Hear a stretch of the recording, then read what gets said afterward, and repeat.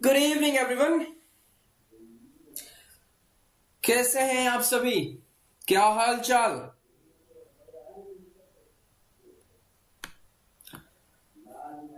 Confirm me, am I properly audible and visible to all of you or not? कोई problem तो नहीं है यहां पे?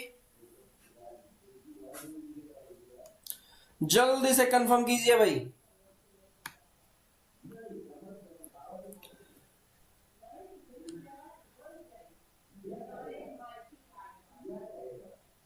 बिल्कुल धमाल होना ही चाहिए। ओके चलो, बहुत बढ़िया बहुत बढ़िया। किसी को कोई प्रॉब्लम नहीं है तो वंस अगेन वेलकम टू महामैराथन सीरीज, जहां हम लोग आज की महामैराथन में डिस्कस करने वाले हैं ऑर्गेनिक केमिस्ट्री के टॉपिक्स के बारे में। कौन कौन से वो टॉपिक होने वाले हैं जहां आज हम लोग क्वेश्चंस देखने वाले हैं। तो आज देखो हमारा होगा reaction intermediate, inductive effect, resonance, hyper conjugation और इलेक्ट्रोमेरिक इफेक्ट। मींस जो भी सारे इलेक्ट्रॉनिक इफेक्ट्स हैं आपके वो, और साथ ही साथ में आपके रिएक्शन इंटरमीडिएट। तो जो जनरल ऑर्गेनिक केमिस्ट्री है वो आप दो पार्ट में हम लोग कवर करेंगे, 2 या 3 पार्ट में कवर होगा। ये हमारा आज जनरल ऑर्गेनिक केमिस्ट्री का फर्स्ट पार्ट होगा, जहां हम लोग इन क्वेश्चंस के बारे में, इन टॉपिक से रिलेटेड क्वेश्चंस के बारे में करेंगे आज क्वेश्चंस सॉल्व। तो आई होप आप लोग बिल्कुल रेडी होंगे, तैयार होंगे आज की मैराथन को लेकर के। देखो एक बात मैं बिल्कुल पहले ही बता देता हूं, ये जो टॉपिक हैं आपके ऑर्गेनिक केमिस्ट्री के, ये सबसे ज्यादा इंपॉर्टेंट टॉपिक है अभी आपके। जनरल ऑर्गेनिक केमिस्ट्री से हर साल 5 से 7 क्वेश्चंस तक आ रहे हैं रेगुलर, कंटिन्यू। तो ये टॉपिक आपके लिए बहुत ज्यादा इंपॉर्टेंट है, क्योंकि सबसे ज्यादा जो क्वेश्चंस आते हैं आपके ऑर्गेनिक केमिस्ट्री के वो इन्हीं एक छोटे से सेगमेंट से आता है, जनरल ऑर्गेनिक केमिस्ट्री के सेगमेंट से। उसी जीओसी का हम लोग आज ये पार्ट 1 देखने वाले हैं। फर्दर अपकमिंग क्लासेस में और भी इनसे रिलेटेड जो टॉपिक्स हैं जीओसी के, वो हम लोग कवर करेंगे। ठीक है, तो स्टार्ट करते हैं हम लोग आज की इस मैराथन सीरीज को। ठीक है ना? अच्छा ऐसा है क्या निर्देश? नहीं, मुझे तो नहीं लगता ऐसा है। हाँ नहीं, ऐसा मुझे तो नहीं लगता है। ऑर्गेनिक तो सबको समझ में आ रही है। आप तो सब जितने यहां पे जुड़े हुए हैं सब ऑर्गेनिक के एक से बढ़ के एक महारथी हैं अभी। चलो भाई स्टार्ट करते हैं पहले क्वेश्चन से। देखो क्या है पहला क्वेश्चन आपका, alkyl group in Grignard reagent. जो ग्रिग्नार्ड रिएजेंट होता है, इस ग्रिग्नार्ड रिएजेंट में जो एल्किल ग्रुप होता है वह कैसा बिहेव करता है? कैसा बिहेव करता है? कौन से इनमें से कंपाउंड के जैसा बिहेव करेगा? कार्बीन के जैसा बिहेव करेगा, फ्री रेडिकल के जैसा, एरोमेटिक कार्बोकेटायन या फिर कार्ब एनायन। और ये इसी साल आपके जीपैट 2023 में शिफ्ट 2 का क्वेश्चन रहा है। शिफ्ट 2 का क्वेश्चन रहा है, और बहुत ही मतलब ऐसे क्वेश्चंस क्या है, देखो ये फ्री वाले मार्क्स ही तो है, बोनस मार्क्स वाले क्वेश्चन ही तो है ये, है ना? ये तो बोनस मार्क्स वाले क्वेश्चन ही है। अब यहां पे देखो क्या होना है, पहले जरा ग्रिग्नार्ड रिएजेंट अगर किसी को भी थोड़ा सा आइडिया है क्या होता है, तुरंत आप यहां पे आंसर कर देंगे। ग्रिग्नार्ड रिएजेंट की बात करते हो तो ये होता है आपका alkyl magnesium halide. Alkyl magnesium halide, इसी को आप क्या बोलते हैं? ग्रिग्नार्ड रिएजेंट बोलते हैं, इन सिंपल RMgX। ये होता है आपका क्या? Grignard reagent. अब यहां पे देखो इन्होंने क्या बोला? Alkyl group. कहां पे है एल्काइल ग्रुप? ये R ग्रुप क्या है आपका? एल्काइल ही तो होता है। तो ये एल्किल ग्रुप यहां से कैसा बिहेव करेगा? एक बात बताओ, कार्बन है जो कि लगा हुआ है मैग्नीशियम के साथ में। मैग्नीशियम आपको पता है मेटल होता है, मेटेलिक प्रॉपर्टीज है इसके पास में। तो जब कार्बन मैग्नीशियम के साथ में बॉन्ड बना रखा है, ऑर्गेनो मेटेलिक कंपाउंड है यह, तो यहां जब इन बॉन्ड का क्लीवेज होगा तो कैसा क्लीवेज होगा? भाई कार्बन कहीं ना कहीं मेटल से तो ज्यादा ही इलेक्ट्रोनेगेटिव है, तो कार्बन यहां पे क्या करेगा? ये पूरे के पूरे बॉन्ड के इलेक्ट्रॉन्स को अपनी ओर शिफ्ट करेगा और R माइनस mgx पॉजिटिव, ये जो पॉजिटिव चार्ज आता है ना, देखो इन जनरल कैसे लिखते हो आप लोग, ऐसे लिख देते हो mgx पॉजिटिव। हैलोजन पर ये पॉजिटिव चार्ज नहीं होता है, यह पॉजिटिव चार्ज आएगा उस एटम पर जहां से ये R ग्रुप अटैच्ड था और जहां से उसका बॉन्ड ब्रेक हुआ है। सो R माइनस mg पर आएगा पॉजिटिव चार्ज। अब आपको बताना है कि जब कभी कार्बन के ऊपर निगेटिव चार्ज आता है तो वो इनमें से कौन सी कैटेगरी में आता है, कौन सी कैटेगरी में आता है, कौन सी कैटेगरी में आता है? अब सिंपल सी बात है, कार्बन के ऊपर अगर निगेटिव चार्ज है मतलब वह कार्ब एनायन है। कार्बीन के साथ क्या है भाई, कार्बीन के केस में क्या होता है, कार्बन के पास में दो इलेक्ट्रॉन्स होते हैं, दो इलेक्ट्रॉन्स होते हैं जो कि आइदर पेयर्ड या अनपेयर्ड हो सकते हैं। साथ ही साथ कार्बन के पास में दो बॉन्ड्स लगे हुए होते हैं। टोटल यहां पे 6 इलेक्ट्रॉन्स होते हैं। फ्री रेडिकल की बात करते हो, एक अनपेयर्ड इलेक्ट्रॉन होता है। फ्री रेडिकल के केस में 3 बॉन्ड बने होते हैं कार्बन के और साथ में एक अनपेयर इलेक्ट्रॉन होता है। एरोमेटिक कार्बोकेटाइन इसकी तो बात ही नहीं करते हैं क्योंकि हम बात क्या कर रहे हैं, alkyl magnesium halide, alkyl magnesium halide. Next आया कार्ब एनायन। अरे बिल्कुल आंसर तो मिल गया आपका, आंसर तो मिल गया है आपका। डी ऑप्शन ही क्या होगा आपका यहां पे करेक्ट होगा। और मुझे नहीं लगता कि ऐसे क्वेश्चंस को भी आप लोग गलत करने की कोई गुंजाइश छोड़ते हैं। ऐसे क्वेश्चंस में तो गलतियां बिल्कुल अलाउड ही नहीं होती हैं, कोई गलती की गुंजाइश ही नहीं होनी चाहिए। बोनस मार्क्स वाले क्वेश्चन होते हैं ये। तो आपका क्या हुआ, देखो एल्किल हैलाइड था, ये क्या होगा आपका, किसी मैग्नीशियम के साथ जब रिएक्शन होता है ईथर की प्रेजेंस में तो क्या हुआ, alkyl magnesium halide that is Grignard reagent बनता है। और ये फर्दर जब ब्रेक होगा तो क्या होगा, हमेशा आपका R माइनस यहां से निकलता है। अच्छा जल्दी से मुझे कमेंट बॉक्स में बताइए, जो ग्रिगनार्ड रिएजेंट होता है यह कौन से कंपाउंड्स पर जनरल रिएक्शंस शो करता है? ग्रिगनार्ड रिएजेंट की रिएक्शन कहां पर होती है? और मैं हिंट दे देता हूं, addition reaction of Grignard reagent कौन से ऑर्गेनिक कंपाउंड्स के साथ देखने को मिलता है? चलो जल्दी से, ठीक है ना।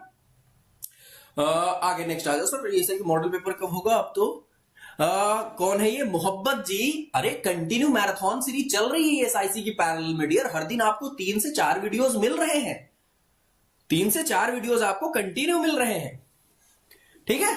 चलो नेक्स्ट क्वेश्चन क्या है, नेक्स्ट क्वेश्चन पे आ जाओ। Arrange 2,4,6 trinitrophenol, two four dinitrophenol, orthonitrophenol and paranitrophenol in order of acidity. Nitrophenols की बेसिकली आपको यहां पे एसिडिटी ऑर्डर पूछा गया हुआ है इस क्वेश्चन में। नाइट्रोफिनॉल्स की क्या एसिडिटी होती है? चलो सिंपली आप पहले एक बात बताओ, एसिडिटी का कॉन्सेप्ट क्या कहता है?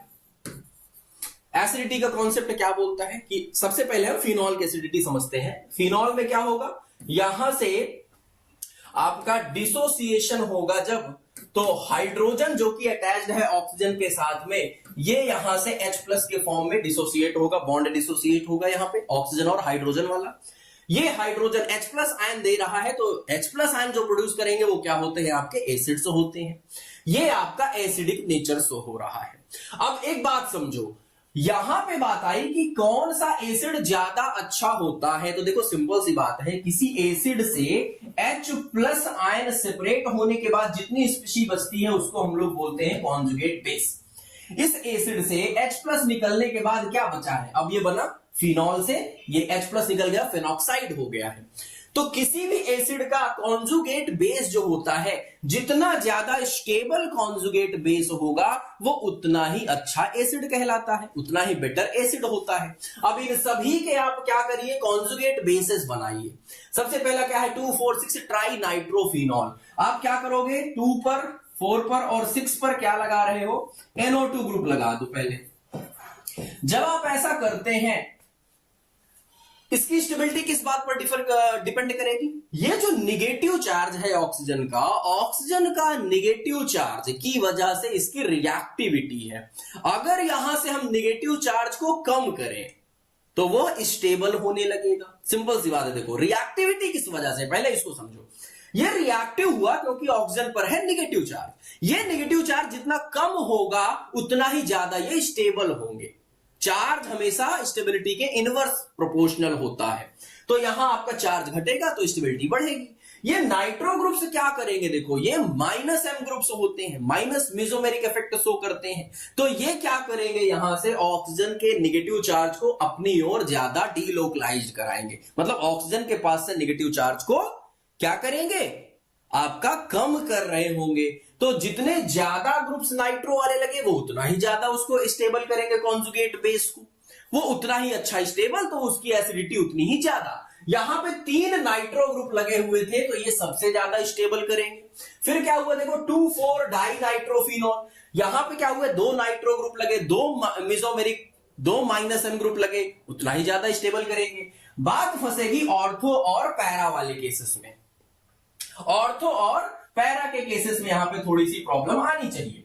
अच्छा जरा एक बात बताओ, ऑर्थो नाइट्रोफिनॉल का स्ट्रक्चर बनाइए, OH ना, OH, और यहां हमने बनाया पैरा नाइट्रोफिनॉल का, OH and double bond OO। अब इन केस में कौन ज्यादा एसिडिक होना चाहिए, देखो इन जनरल हमारा थ्योरी क्या बोलती है, कॉन्सेप्ट क्या बोलता है कि आपका यहां जो माइनस एम नेचर है और इसका जो माइनस एम नेचर है, मेसोमेरिक ऑर्थो और पैरा पर सेम लगता है, बराबर लगता है, लेकिन इंडक्टिव यहां पे जो लग रहा है भाई, इसका भी माइनस आई लग रहा होगा, इसका भी माइनस आई नेचर है। माइनस आई के केस में आपको पता है डिस्टेंस जैसे जैसे बढ़ती है इंडक्टिव इफेक्ट घटने लगता है। यहां इंडक्टिव इफेक्ट क्या है, ज्यादा लग रहा होगा पैरा के रिस्पेक्ट में, तो होना चाहिए एसिडिक आपका ऑर्थो नाइट्रोफिनॉल, क्योंकि ये ज्यादा स्टेबलाइज करेगा, ज्यादा तेजी से इलेक्ट्रॉन्स खींचेगा। लेकिन ऑर्थो वाले केस में क्या होता है, हाइड्रोजन बॉन्डिंग हो जाती है, जिस वजह से यहां H+ ज्यादा निकल ही नहीं पाता है, क्योंकि वो ऑलरेडी एक एक्स्ट्रा बॉन्ड, एक extra intramolecular force of attraction की वजह से जुड़ा हुआ होता है। तो क्या होता है, अब आपका पैरा वाला ऑर्थो से ज्यादा एसिडिक हो जाता है, क्योंकि यह आसानी से H+ दे सकता है। तो आपकी क्या बात आई यहां पे कि देखो आपका 2,4,6 ट्राई नाइट्रोफिनॉल सबसे ज्यादा एसिडिक होगा, फिर 2,4 डाई नाइट्रो होगा, फिर पैरा होगा, फिर ऑर्थो होगा। ऐसा ऑप्शन देखो कहीं है क्या, सबसे ज्यादा एसिडिक कौन सा है, 2,4,6 फर्स्ट पोजीशन, इसको काटो, इसको काटो। फर्स्ट के बाद है सेकंड, सेकंड यहां भी है, यहां भी है। उसके बाद कौन सा है, पैरा है, पैरा किस पोजीशन पे है, 4th पर है, 4th, ये लो। सी ऑप्शन आपका क्या हुआ, करेक्ट हुआ। सी ऑप्शन क्या हुआ, करेक्ट हो जाएगा, पैरा मोस्ट, बिल्कुल सही बात है, बिल्कुल सही बात है। तो आपका सी ऑप्शन क्या हुआ, देखो यहां पे राइट आंसर हो जाएगा, सी ऑप्शन आपका राइट आंसर हो जाएगा। देखो एसिडिक स्ट्रेंथ जो होती है वो डायरेक्टली प्रोपोर्शनल होती है -m -i ग्रुप्स के, इनवर्सली प्रोपोर्शनल होती है +m और +i ग्रुप्स के, अभी के क्वेश्चन के अकॉर्डिंग। बाकी आगे हम कॉन्सेप्ट्स को और देखेंगे। नेक्स्ट क्वेश्चन पे आ जाओ, which of the following is correct order of stability of free radical. देख लो जरा कैसे, मतलब दोनों सी तो मार्क्स हैं ये। स्टेबिलिटी ऑफ फ्री रेडिकल्स के बारे में पूछा गया था GPAT 2023 शिफ्ट 2 में, और ये आपके पास फ्री रेडिकल्स दिए गए हुए थे। जरा ऑप्शन भी देख लो, एक ही ऑप्शन था जो सबसे अलग दिख रहा था। अगर आपको ग्रुप्स थोड़े से याद हैं, आंसर तुरंत आपसे बना होगा। देखो इन जनरल हम क्या पढ़ते हैं, 3 डिग्री ज्यादा स्टेबल है, फिर 2 डिग्री, फिर 1 डिग्री, फिर मिथाइल। लेकिन जरा और देखो ग्रुप्स बनाए गए थे यहां पे, एक एलाइल ग्रुप, ये क्या होता है, एलाइल ग्रुप क्या है भाई, आपका एलाइल ग्रुप होता है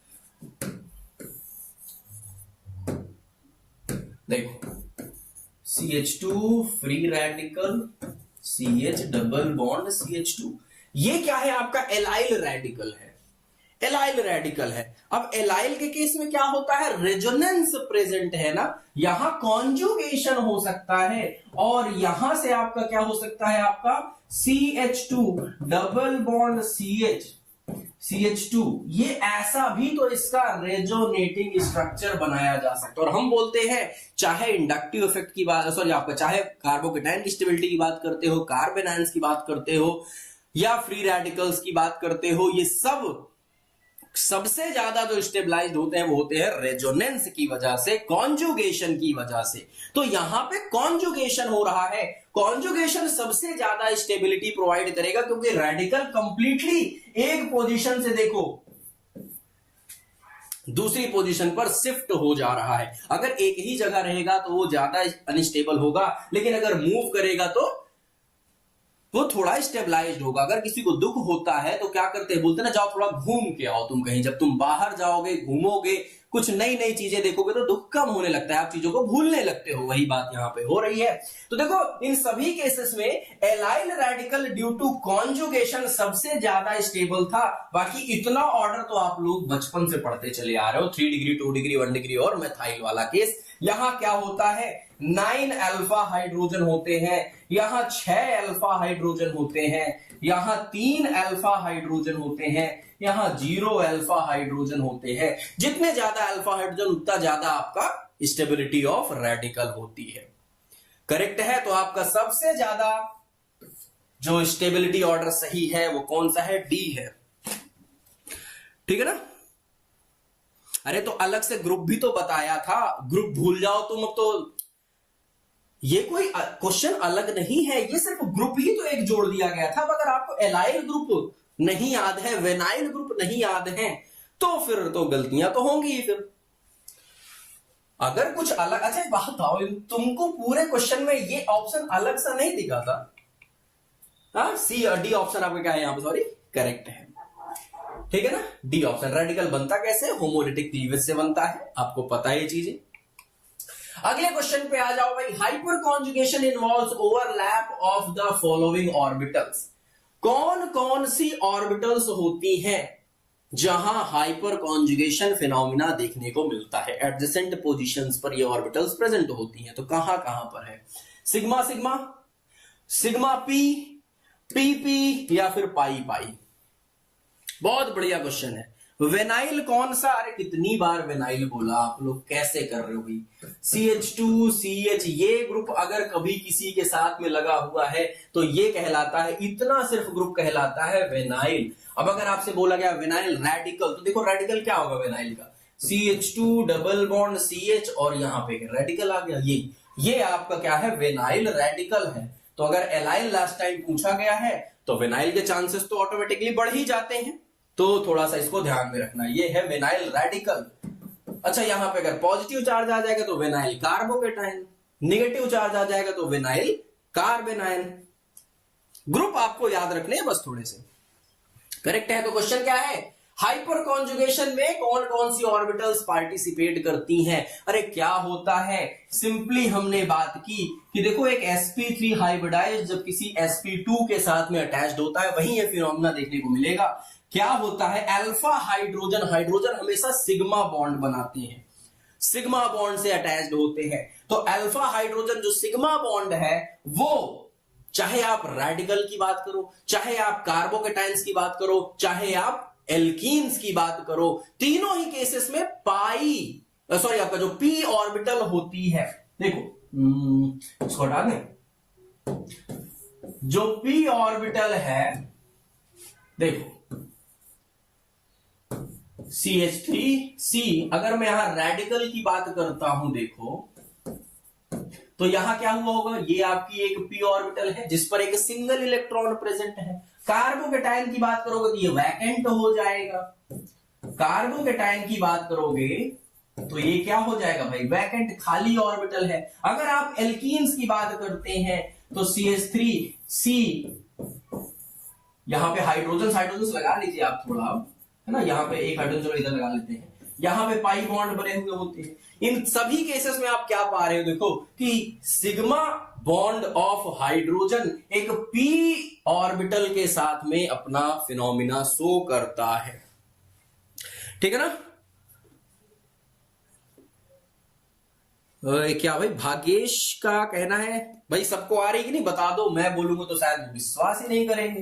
तो क्या हुआ, sigma P conjugation, sigma P orbital का यहां पे देखने को मिलता है हाइपर कॉन्जुगेशन में। तो आंसर क्या हुआ, बी ऑप्शन आपका करेक्ट होगा। ठीक है ना। सिग्मा पाई भी बोल सकते हो, सिग्मा पाई एल्कीन के केस में था ना, लेकिन सिग्मा पाई ऑप्शन में था ही नहीं आपके ना, कहीं पाई पाई था, पी पी था। चलो आगे चलते हैं। विच of the following species shows paramagnetic in nature. Paramagnetism कौन शो करता है? 2015 पैरामैग्नेटिक, कितनी बार हमने इस वर्ड को डिस्कस किया हुआ है। पैरामैग्नेटिक का मतलब क्या होता है? ऐसा स्पीशीज जिसके पास में क्या है, जिसके पास में क्या है कि जब आप उसको मैग्नेटिक फील्ड में प्लेस करते हो तो वह मैग्नेट की ओर अट्रैक्ट होते हैं। और यह क्यों हो रहा होता है? Due to unpaired electrons, due to odd electron की वजह से ऐसा देखने को मिलता है। ऑड इलेक्ट्रॉन कहां कहां हो सकते हैं? कार्बीन में और नाइट्रीन्स में। बात करते हैं जरा ऑप्शंस देखो। Free radical sorry free radical में भी तो होता है ऑड इलेक्ट्रॉन, तो फ्री रेडिकल कार्बीन और नाइट्रीन में होता है। Free radical carbonium ion, carbon ion या फिर सिंगलेट कार्बीन। अब यहां पे तो कार्बीन भी है, फ्री रेडिकल भी है। देखो ना एनायन में होगा क्योंकि यहां पेयर्ड इलेक्ट्रॉन 8 इलेक्ट्रॉन्स होते हैं, कार्बोनियम में 6 इलेक्ट्रॉन्स पेयर्ड होते हैं, तो यहां नहीं होगा ना यहां होगा। बचता है सिंगलेट कार्बीन और फ्री रेडिकल। देखो सिंगलेट का जो कार्बीन है वो दो टाइप की होती है, एक होती है सिंगलेट और एक होती है ट्रिपलेट। सिंगलेट कार्बीन जो आपकी होती है वह जनरली आपको देखा गया है कि वहां इलेक्ट्रॉन्स पेयर्ड होते हैं, पेयर्ड इलेक्ट्रॉन्स प्रेजेंट होते हैं। जो ट्रिपलेट वाली होती है, ट्रिपलेट वाली जो होती है यहां पे अलग अलग इलेक्ट्रॉन्स आपके होते हैं, अलग अलग इलेक्ट्रॉन्स होते हैं और 2 बॉन्ड्स बने हुए होते हैं।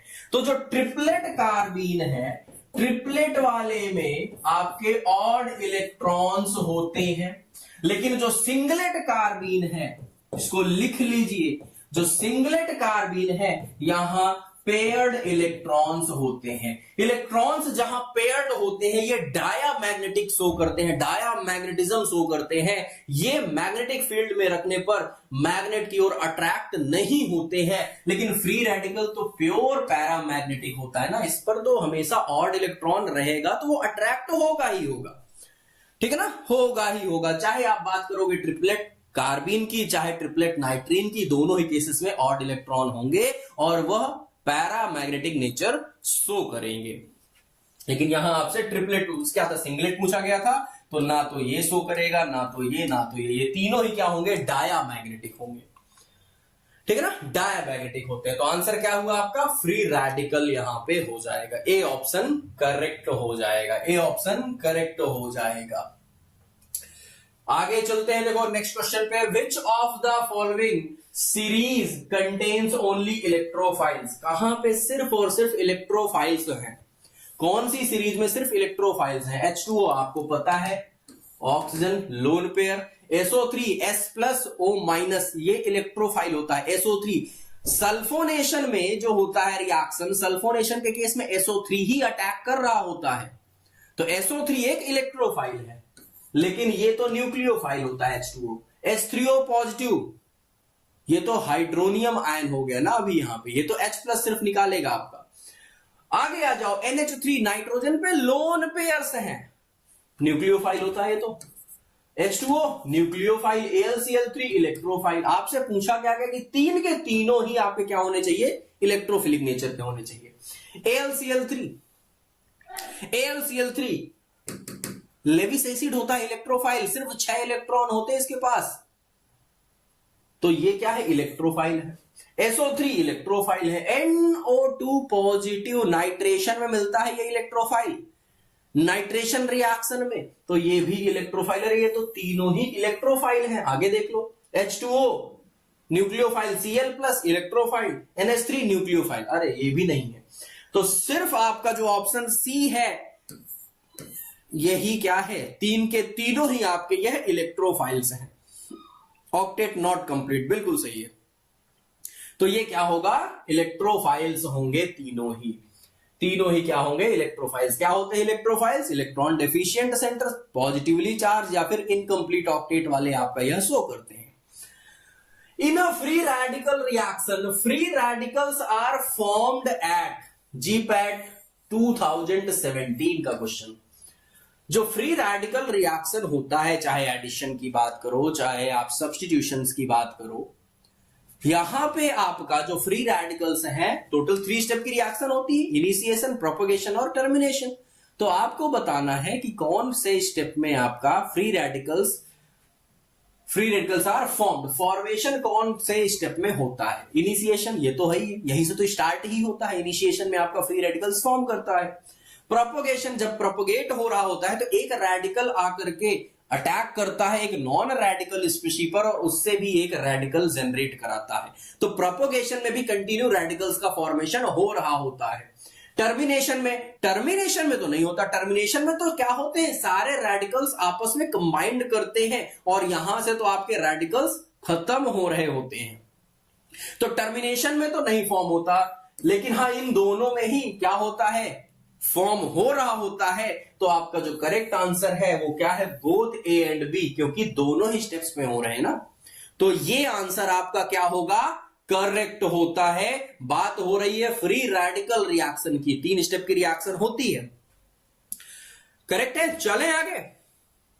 डी डी डी बिल्कुल सही है, सभी के ही करेक्ट है, ठीक है ना। हाँ जी बिल्कुल, हम तो डूबेंगे तुम्हें भी ले डूबेंगे, बिल्कुल सही बात है। अच्छा, free radical reaction start, initiation कैसे होता है, उसमें क्या क्या चीजें हो सकती हैं, बताओ जरा जल्दी से। नेक्स्ट क्या है, which of the following compound has the highest pK value. बड़े ध्यान से, जल्दबाजी मत करना, सोच के आंसर करना। पूछा गया हुआ है हाईएस्ट पीके वैल्यू, किसके पास में हाईएस्ट पीके वैल्यू होगी। हाईएस्ट पीके वैल्यू से क्या मतलब है, पीके वैल्यू क्या बताता है। देखो के वैल्यू है डिसोसिएशन ऑफ एसिड, जितना ज्यादा के उतना अच्छा होता है वह एसिड, और पीके क्या होता है, माइनस लॉग ऑफ के होता है। जितना ज्यादा पीके वैल्यू उतना लेस एसिडिक होगा वह कंपाउंड।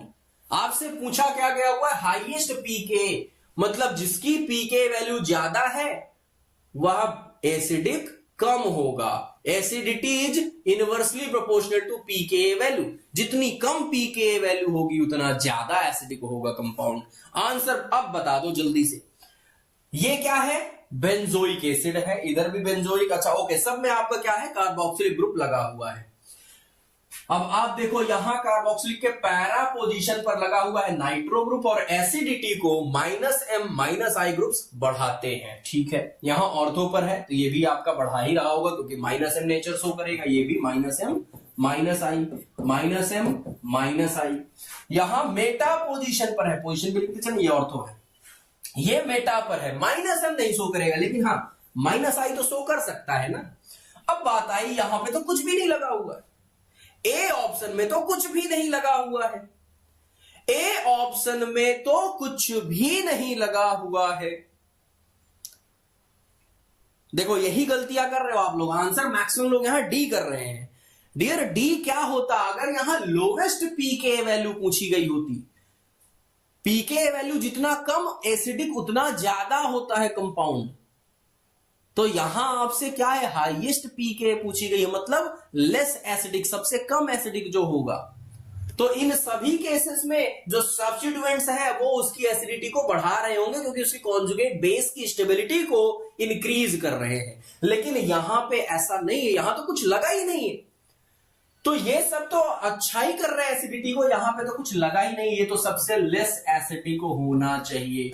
लेस एसिडिक अगर है तो इसकी जो पीके वैल्यू है वो सबसे हाईएस्ट होगी, highest pK value, highest pK value, ठीक है ना, हाईएस्ट पीके वैल्यू। तो आपका करेक्ट आंसर यहां पे क्या होगा, ए हो जाएगा। सबसे ज्यादा पीके वैल्यू इसी की ही तो है, इसी की ही तो है। अब देखो इतना एक और बात याद रखना है आपको एसिडिक स्ट्रेंथ को लेकर के। देखो हमने पहले क्या देखा, acidic strength is directly proportional to -I -M groups, और इनवर्स होती है +I +M ग्रुप्स से रिलेटेड।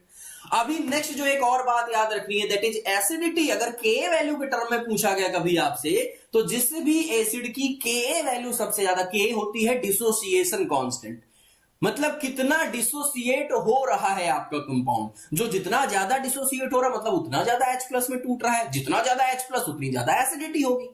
तो आपको क्या याद रखना है, acidic strength is directly proportional to K value, लेकिन पीके जस्ट इनवर्स होता है। तो जितनी कम पीके होगी उतना ज्यादा एसिडिटी होगी, इनवर्स। ठीक है ना। तो एक ये बात याद रखो और एक ये बात याद रखना है आपको, ठीक है ना। सर आप बोले वो एक्सेप्शन है, मैं बोला वो एक्सेप्शन है। हाँ बिल्कुल एक्सेप्शन है। किस बात का एक्सेप्शन? कार्बोक्सिलिक में लगता है ऑर्थो इफेक्ट। एक्सेप्शन बात क्या थी पूरी भी तो याद रखा करो ना। हमने बोला था जो कार्बोक्सिलिक होता है उसका जो ऑर्थो सब्स्टिट्यूटेड होता है, चाहे वहां प्लस एम ग्रुप लगा हो चाहे माइनस एम ग्रुप लगा हुआ हो, उसी के रेस्पेक्ट में वह सबसे ज्यादा एसिडिक होगा। जैसे मान लो आपके पास में क्या हो, यहां कार्बोक्सिलिक है, हमने बोला यहां हमने कोई भी एक ग्रुप लगा दिया, चलो लेट्स सपोज NO2 लगा दो, चलो NO2, ये रहा आपका ऑर्थो NO2, ये रहा आपका क्या carboxylic para NO2। Ortho position वाला हमेशा सबसे ज्यादा एसिडिक होगा। ये तो माइनस एम ग्रुप है तो ये तो आपको समझ में आ रहा है। अच्छा लेट्स सपोज अगर हम क्या करते, OH सब्स्टिट्यूट करते, इस बार यहां है कार्बोक्सिलिक, यहां हमने लगा दिया OH ऑर्थो पर, ये रहा हमारे पास में कार्बोक्सिलिक, ये हमने लगा दिया यहां पे क्या OH पैरा पोजीशन पे, और ये रहा कार्बोक्सिलिक, हमने मेटा पर भी लगा दिया हुआ है OH। अब इन तीनों में थोड़ा ध्यान से सोचो और बताओ, OH एक प्लस एम ग्रुप होता है, प्लस एम ग्रुप एसिडिटी को कम करते हैं, जरा जल्दी से बताओ, प्लस एम ग्रुप एसिडिटी को कम करते हैं। तो यहां आपका जो भी प्लस मीजोमेरिक कहां लगता है, ऑर्थो और पैरा पोजीशन पे, यहां से प्लस एम लगेगा, यहां से प्लस एम लगेगा, बाकी माइनस आई तो सो ही कर रहा है, कोई दिक्कत नहीं। तो ये दोनों की जो एसिडिटी है वह इससे कम होनी चाहिए क्या? क्यों? क्योंकि ये तो सिर्फ माइनस आई लगा रहा है, ये मीजोमेरिक नहीं लगा रहा है। तो अकॉर्डिंग टू कॉन्सेप्ट आपको जो पढ़ा आपने कि माइनस एम क्या करेंगे, एसिडिटी बढ़ाएंगे, प्लस एम घटाएंगे। कार्बोक्सिलिक के केस में सिर्फ एक्सेप्शन क्या होता है कि कार्बोक्सिलिक में जो ऑर्थो पोजीशन पर ग्रुप आता है, चाहे वो प्लस एम हो चाहे वो माइनस एम हो, इन सब में सबसे ज्यादा एसिडिक होना चाहिए मेटा वाला, लेकिन नहीं, सबसे ज्यादा एसिडिक अभी भी ऑर्थो हो जाएगा, ऑर्थो सब्स्टिट्यूटेड। फर्क ही नहीं पड़ता आप कैसा ग्रुप लगा रहे हो, ऑर्थो इफेक्ट यही होता है, कार्बोक्सिलिक में ही लगेगा, बाकी और किसी में नहीं लगेगा, सिर्फ कार्बोक्सिलिक सब्स्टिट्यूटेड में। ठीक है ना, सिर्फ इसी में ही होगा ये चीज, और किसी में नहीं होगा। तो आपका आंसर हुआ कार्बोक्सिलिक वाले केस का। नेक्स्ट क्या है देखो, electron releasing group stabilises free radicals by, जो इलेक्ट्रॉन रिलीजिंग ग्रुप होते हैं वह फ्री रेडिकल को स्टेबलाइज करते हैं। कैसे? देखो ये मैं करेक्ट नहीं बोलूंगा, क्वेश्चन ये ठीक है प्रीवियस ईयर का ही रहा है, 2020 में पूछा गया हुआ था, तो आप अपने सेल्फ बिलीफ से इसको आप बोल सकते थे, कॉमन सेंस का क्वेश्चन था, आप इसको बोल सकते थे कि यहां जो दिए गए पॉइंट्स हैं उसके अकॉर्डिंग आपका क्या होता है, फ्री रेडिकल की स्टेबिलिटी इलेक्ट्रॉन रिलीजिंग ग्रुप्स में आपका पॉजिटिव इंडक्टिव इफेक्ट से हो सकता है, प्लस आई की वजह से हो सकती है, प्लस आई से हो सकता है। बट एक बात बताओ, आपको पता है हाइपर कॉन्जुगेशन इफेक्ट भी तो यहां लगता है, हाइपर कॉन्जुगेशन भी तो लगता है, पहली बात। दूसरी बात, यहां प्लस एम नेचर से भी तो इसकी स्टेबिलिटी को आप बढ़ा सकते थे ना, पॉजिटिव मीजोमेरिक से भी तो ये बढ़ाया जा सकता है ना। देखो एनटीए के अकॉर्डिंग करेक्ट आंसर उन्होंने दिया था ये इंडक्टिव, लेकिन ये भी गलत तो नहीं था ना, आंसर तो ये भी सही था, आंसर तो ये भी सही होगा।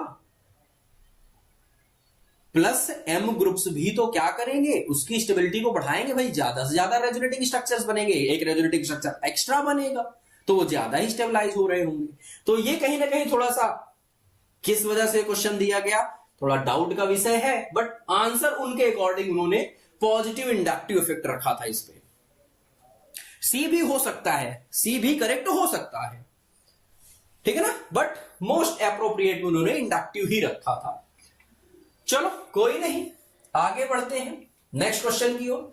द अरेंजमेंट ऑफ, क्वेश्चन ध्यान से देखो, क्वेश्चन ध्यान से देखो, CH3 का होल थ्राइस C, CH3 का होल ट्वाइस CH और CH3CH2 when attached to benzene or unsaturated group, increasing order of inductive effect is,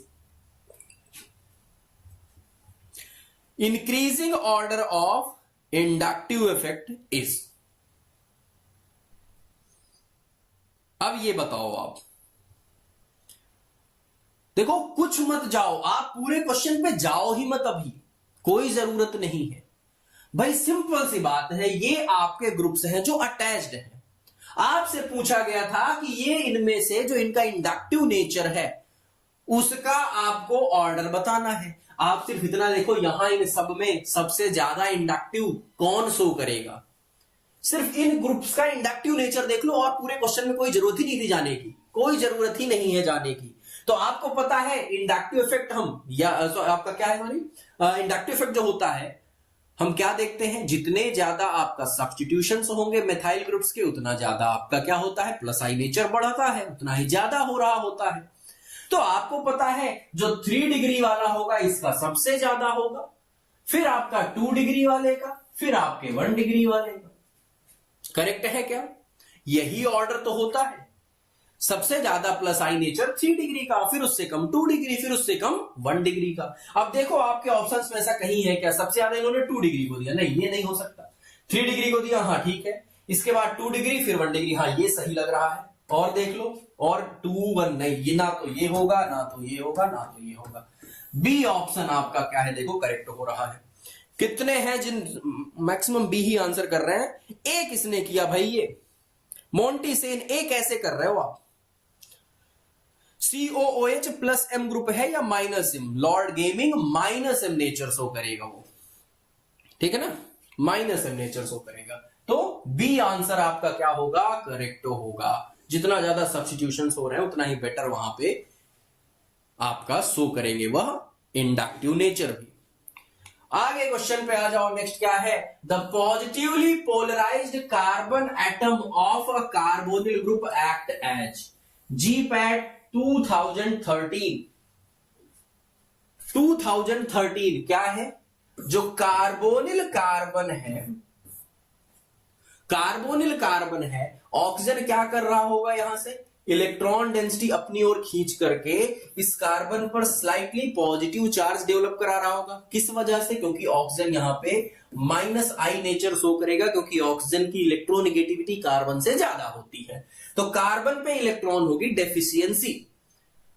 अब अगर ये डेफिशिएंट हो रहा है तो आपको बताना है कि यहां पे ये कैसा एक्ट करेगा, आपका ये जो कार्बन है, ये कार्बन कैसा बिहेव करेगा, इलेक्ट्रोफाइल के जैसा और लेविस बेस के जैसा। देखो इससे पहले कि हम इधर आए, लेविस एसिड, लेविस बेस और इलेक्ट्रोफाइल न्यूक्लियोफाइल का कॉम्प्लेक्स क्या है, यहाँ पे कॉम्बिनेशन है। आप खुद से सोचो ना, अगर कार्बन इलेक्ट्रॉन डेफिशिएंट है तो इसको इलेक्ट्रॉन्स चाहिए, मतलब यह इलेक्ट्रोफाइल के जैसा बिहेव करेगा। 100% ट्रू। अच्छा, इलेक्ट्रोफाइल्स है तो वह क्या करेगा, इलेक्ट्रॉन पेयर एक्सेप्ट करने की टेंडेंसी रखता है। इलेक्ट्रॉन पेयर एक्सेप्टर्स जो होते हैं वह क्या होते हैं, लेविस एसिड होते हैं। Acceptor are acids. तो इलेक्ट्रॉन पेयर इसके पास एक्सेप्ट करने की टेंडेंसी है। इलेक्ट्रोफाइल्स जो भी होते हैं वह लेविस एसिड होते हैं। तो यह एक इलेक्ट्रोफाइल है और लेविस एसिड है। नहीं, बेस लिखा, लेविस न्यूक्लियोफाइल हो नहीं सकता, न्यूक्लियोफाइल हो नहीं सकता, electrophile, Lewis acid. D option correct है। डी ऑप्शन आपका करेक्ट है। डी ऑप्शन करेक्ट हो जाएगा, ठीक है ना। लेविस एसिड के जैसा बिहेव करेगा और कार्बन डेफिशिएंट है इलेक्ट्रॉन्स से, तो इलेक्ट्रोफाइल्स के जैसा भी बिहेव करेगा। करेक्ट, इलेक्ट्रोफाइल्स के जैसा बिहेव करेगा। नेक्स्ट क्वेश्चन आ जाओ। Mesomeric effect involves delocalization of. जो मीजोमेरिक इफेक्ट होता है वहां जो डीलोकलाइजेशन होता है किन का होता है, प्रोटॉन्स का होता है, सिग्मा इलेक्ट्रॉन्स का होता है, पाई इलेक्ट्रॉन्स का होता है, पाई बॉन्ड ऑर्बिटल्स का होता है। ऑर्बिटल कभी भी मूव नहीं कर रही होती हैं, ऑर्बिटल तो एक ही एटम पर रहती हैं, ऑर्बिटल का तो कोई सीन ही नहीं है। हमने बोला रेजोनेंस, ये क्या है आपका मेसोमेरिक, मतलब रेजोनेंस भी तो हो रहा होता है ना, रेजोनेंस फिनोमेना में एटम्स का मूवमेंट कभी नहीं होता, तो मतलब प्रोटॉन्स मूव नहीं कर सकते हैं। बात आई सिग्मा इलेक्ट्रॉन्स की और पाई इलेक्ट्रॉन्स की। सिग्मा इलेक्ट्रॉन्स का जो मूवमेंट होता है ये आपका होता है हाइपर कॉन्जुगेशन में, याद है sigma electron conjugation, sigma bond conjugation, hyper conjugation में। लेकिन जो रेजोनेंस और मेसोमेरिक है ये आपका पाई इलेक्ट्रॉन या पी स्पीशीज में देखने को मिलता है। तो यहां आपका सी ऑप्शन क्या होना चाहिए भाई, करेक्ट हो जाएगा। क्या होगा, करेक्ट हो जाएगा। ठीक है, चलो सी ऑप्शन आपका करेक्ट है। मेसोमेरिक मींस अब दो तरह के होते हैं, plus M minus M. Plus M क्या होते हैं, जो इलेक्ट्रॉन रिंग के अंदर डिलोकलाइज कराएं, कॉन्जुगेटेड सिस्टम में इलेक्ट्रॉन सप्लाई करें, इलेक्ट्रॉन डोनेटिंग ग्रुप्स होते हैं। और माइनस एम क्या होते हैं, इलेक्ट्रॉन विथड्रॉइंग होते हैं, कॉन्जुगेटेड सिस्टम से इलेक्ट्रॉन अपनी तरफ खींचते हैं।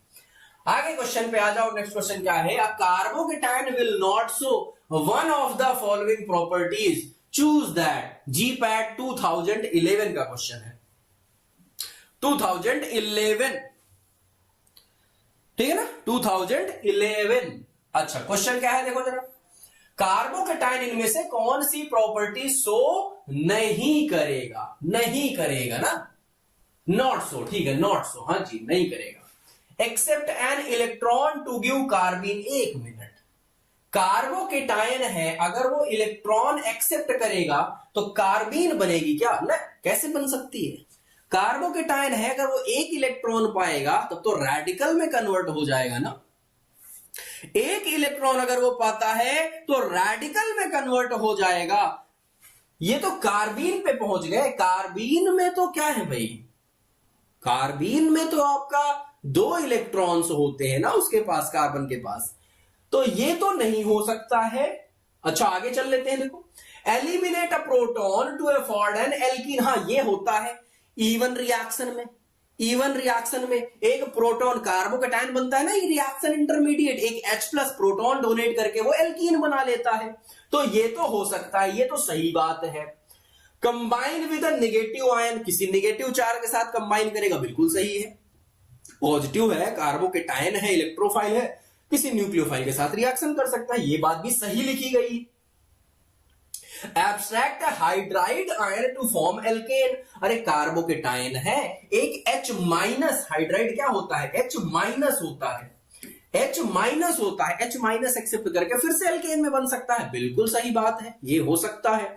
तो ये सही बात लिखी है, ये पॉइंट सही है, ये पॉइंट सही है, लेकिन ये तो गलत है, सरासर गलत है, नाइंसाफ, बिल्कुल गलत। कार्बिन समाज इससे खुश नहीं होगा कभी, कार्बिन समाज बहुत गुस्सा है, ठीक है ना, कि कैसे कार्बोकेटायन की बराबरी आप हमसे करवा रहे हो, वो भी एक इलेक्ट्रॉन एक्सेप्ट करा के, ये तो चीटिंग है। ए आंसर आपका क्या होगा, यहां पे करेक्ट होना चाहिए, ए ऑप्शन आपका करेक्ट होना चाहिए। कार्बोकेटायन इलेक्ट्रॉन डेफिशिएंट है, 6 ही इलेक्ट्रॉन्स तो है, अगर वो एक इलेक्ट्रॉन गेन करेगा तो 7 होंगे जो कि रेडिकल बनेगा। कार्बिन यहां पे नहीं आएगा, कार्बिन के पास 6 इलेक्ट्रॉन्स होते हैं। During delocalization which statement is correct, जब डीलोकलाइजेशन होता है इलेक्ट्रॉन्स का तो इनमें से कौन सा स्टेटमेंट इनकरेक्ट है, कौन सा स्टेटमेंट रॉन्ग लिखा गया हुआ है, गलत लिखा गया हुआ है। नेट चार्ज रिमेन्स सेम, जो नेट चार्ज होता है वह सेम होता है। Number of paired electron remains same, paired electrons क्या होते हैं, सेम होते हैं। Number of unpaired electrons remains same, unpaired भी सेम होते हैं। Energy of resonating structures always remains same, देखो ये बात सही है, नेट चार्ज हमेशा कंजर्व होता है, ना घटता है ना बढ़ता है। नंबर ऑफ पेयर्ड और अनपेयर्ड इलेक्ट्रॉन्स ये भी क्या होते हैं, हमेशा बराबर होते हैं, यही तो रेजोनेंस की खासियत है।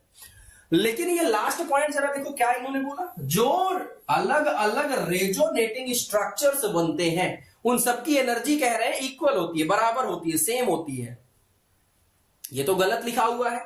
हर एक रेजोनेटिंग स्ट्रक्चर्स की उसकी खुद की डिफरेंट एनर्जी लेवल्स होते हैं, तभी तो हम अलग अलग पढ़ते हैं कि कंप्लीट ऑक्टेट सबसे ज्यादा स्टेबल, न्यूट्रल सबसे ज्यादा स्टेबल, फिर उसके बाद आता है अगर चार्ज आ रहा है तो निगेटिव चार्ज मोर इलेक्ट्रोनेगेटिव पर ज्यादा स्टेबल, अगर निगेटिव चार्ज लेस इलेक्ट्रोनेगेटिव पर आया तो वो अनस्टेबल। ये हम क्यों पढ़ रहे हैं? रेजोनेटिंग स्ट्रक्चर्स की स्टेबिलिटी ही तो पढ़ रहे होते हैं। तो ये लास्ट पॉइंट तो रॉन्ग लिखा गया हुआ है भाई, ये इनकरेक्ट है। चार चीजें, net charge remains same, number of paired electron remain same, number of unpaired electron क्या होता है? सेम होते हैं। Energy of resonating do not remain same, ये चेंज हो सकती है और ये अलग अलग रेजोनेटिंग स्ट्रक्चर्स में अलग अलग एनर्जीज हो सकती हैं। अगला क्या है? Which of the following can not react as a nucleophile? GPAT 2017 का क्वेश्चन। इनमें से कौन है जो न्यूक्लियोफाइल के जैसा बिहेव नहीं कर सकता है? Nucleophile means electron rich centres, जिनके पास इलेक्ट्रॉन्स की एक्स्ट्रा हो, डेंसिटी ज्यादा हो, मतलब इलेक्ट्रॉन्स हैं उन पर। किस फॉर्म में हो सकते हैं? आइदर लोन पेयर या नेगेटिव चार्ज। पॉजिटिव चार्ज वाले इलेक्ट्रोफाइल्स होते हैं। कंप्लीट ऑक्टेट आपका होना चाहिए और उनके पास आइदर लोन पेयर या फिर नेगेटिव चार्ज होंगे तो न्यूक्लियोफाइल्स होंगे।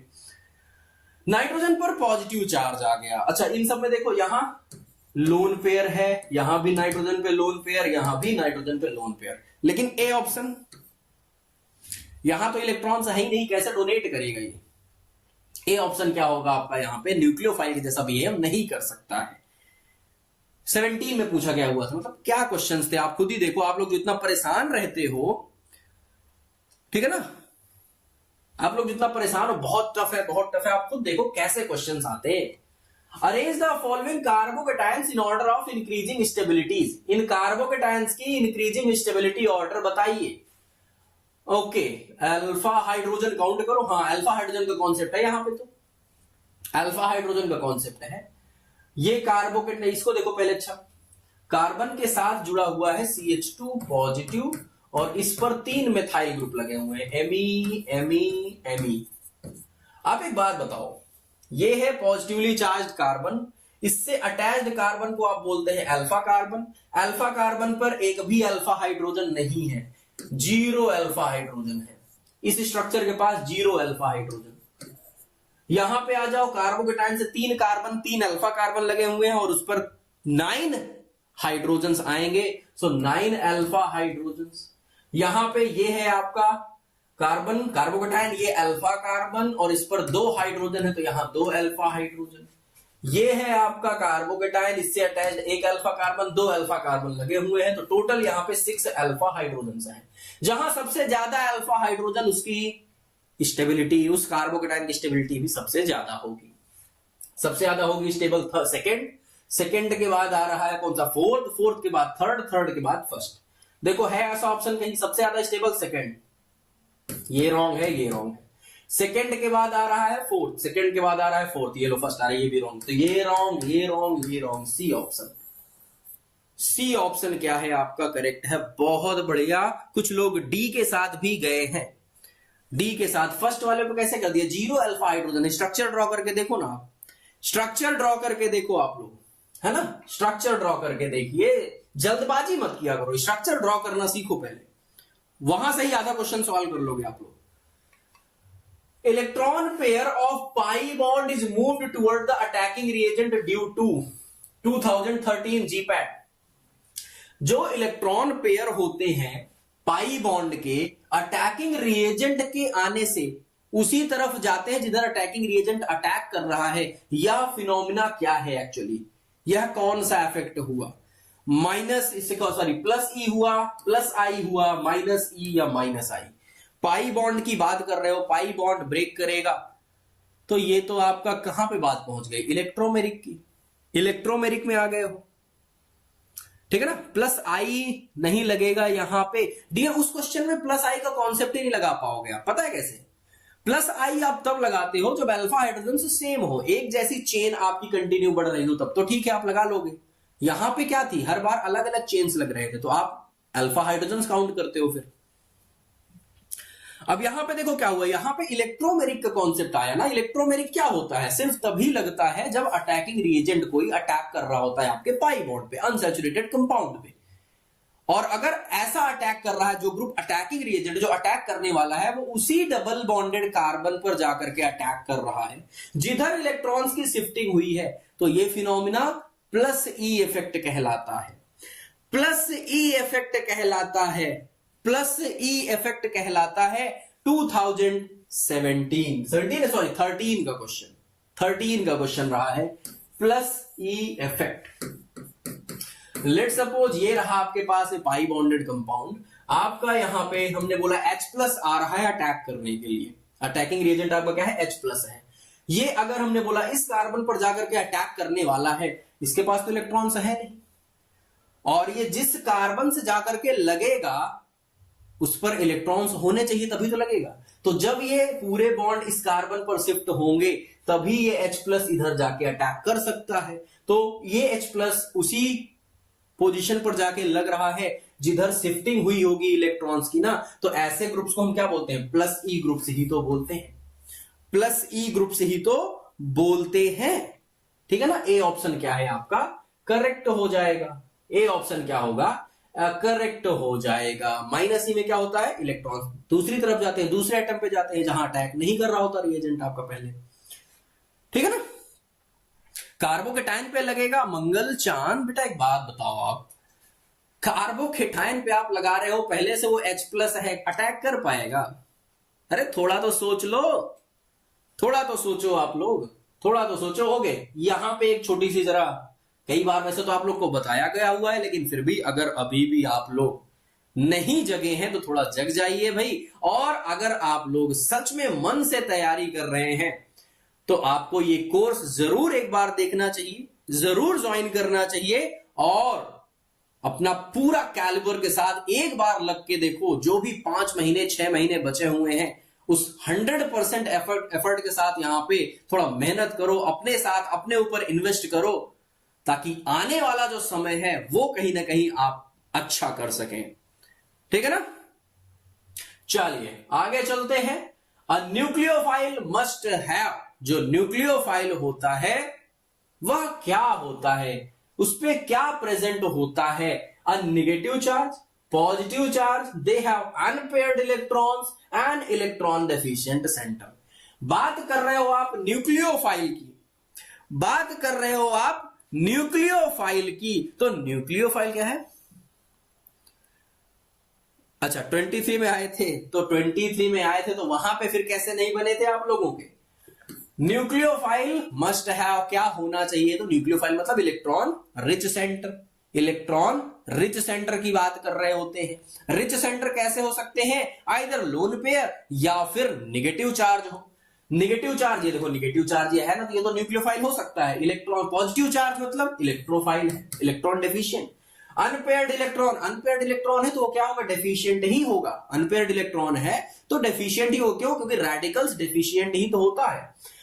इलेक्ट्रॉन डेफिशिएंट तो पहले ही लिखा हुआ है, तो ए ऑप्शन क्या है आपका करेक्ट हो जाएगा। न्यूक्लियोफाइल से रिलेटेड बात हो रही है अगर तो, ठीक है ना, न्यूक्लियोफाइल से रिलेटेड बात हो रही है तो आगे आ जाओ। Identify the functional group from the below mentioned options that lead to weakening of benzoic acid. 2022 का क्वेश्चन। बेंजोइक एसिड में हम इनमें से कौन से ग्रुप्स को लगाते हैं तो इसकी एसिडिटी क्या होती है, वीक, कम हो जाती है, कम हो जाती है। अरे क्या है इन सबको एक बार जरा जल्दी से याद करो ना। OH क्या होता है, एक प्लस M ग्रुप होता है। Cl क्या है, प्लस M है, बट हैलोजेंस का केस ये है कि प्लस M से कहीं ज्यादा होता है इसका माइनस I। नेट क्या आपका इफेक्ट आएगा, डीएक्टिवेशन आ जाएगा। NH2 प्लस M, क्या बात है, NO2 माइनस M, साथ साथ माइनस I है, माइनस I है, माइनस I है। लेकिन ये ग्रुप क्या है, प्लस M है। हम क्या जानते हैं कि acidity is inversely proportional two plus M groups. Plus M group acidity को कम करते हैं, तो आपका जो OH प्लस M है, NH2 जो प्लस M है, ये दोनों ही क्या कर रहे होंगे, एसिडिटी को कम कर रहे होंगे, वीक कर रहे होंगे, घटा रहे होंगे। तो कहां है ऐसा ऑप्शन, देखो पी ऑप्शन देखो और आर, पी और आर कहां है, ये रहा बी ऑप्शन में, बी ऑप्शन में रहा। बी क्या हो जाएगा आपका, करेक्ट हो जाएगा, करेक्ट हो जाएगा। डन, बहुत बढ़िया। चलो आगे बढ़ते हैं। नेक्स्ट क्या है, one of the following functional group makes benzoic acid weaker. देखो 2021 में भी ये क्वेश्चन आया था, 2022 में भी ये क्वेश्चन आया हुआ था, दोनों साल ये क्वेश्चन आया है। इस बार फर्क क्या है, यहां सिर्फ एक ही ऑप्शन इन्होंने पूछा आपसे, उसमें दो ऑप्शन पूछ लिए थे। क्वेश्चन सेम ही है, ठीक है ना, क्वेश्चन सेम ही है, क्वेश्चन तो सेम ही है। नाइट्रो ग्रुप -M-I होता है, हाइड्रोक्सी अरे OH है, OH ग्रुप को ही तो हाइड्रोक्सी बोलते हो। क्लोरो हैलोजन है, -I बहुत ज्यादा होता है इनके +M पर। एसिटिल, एसिटिल ग्रुप आ गया भाई, एसिटिल आ गया हुआ है। ये लो एसिटिल क्लोराइड है, नहीं सिर्फ एसिटिल लिखा हुआ है। ये भी -M होता है क्योंकि कार्बन से ज्यादा इलेक्ट्रोनिगेटिव ऑक्सीजन उससे डबल बॉन्ड से प्रेजेंट है। तो क्या हुआ, अरे सिंपल सी तो बात है, बी ऑप्शन करेक्ट है। बी ऑप्शन यहां पर भी क्या है, करेक्ट है। OH होता है आपका, OH होता है, तो 22 में भी आया, 21 में भी आया। Inductive effect is, inductive effect कैसा इफेक्ट होता है, temporary, sigma pi delocalisation, present in saturated compounds only, permanent effect.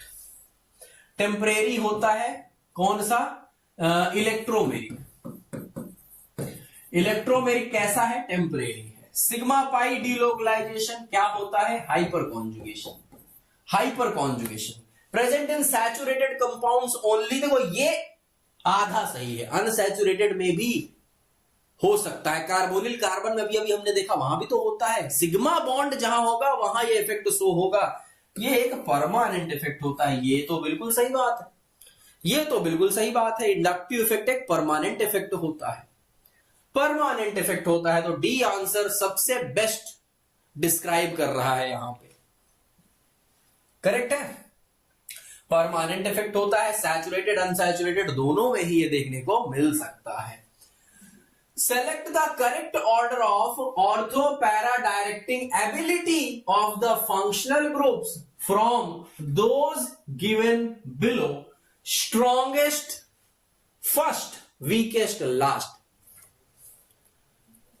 Strongest first, weakest last. इनमें से जो ये ग्रुप्स हैं, इनका आपको ऑर्थो पैरा डायरेक्टिंग एबिलिटी बतानी है, सबसे ज्यादा स्ट्रॉन्ग कहां पर होगी। तो देखो एक में NHCOR, NHCOR, NHCOR और NHR है। चलो इन तीन, मतलब एक इसका दोनों को देखते हैं स्ट्रक्चर बना करके।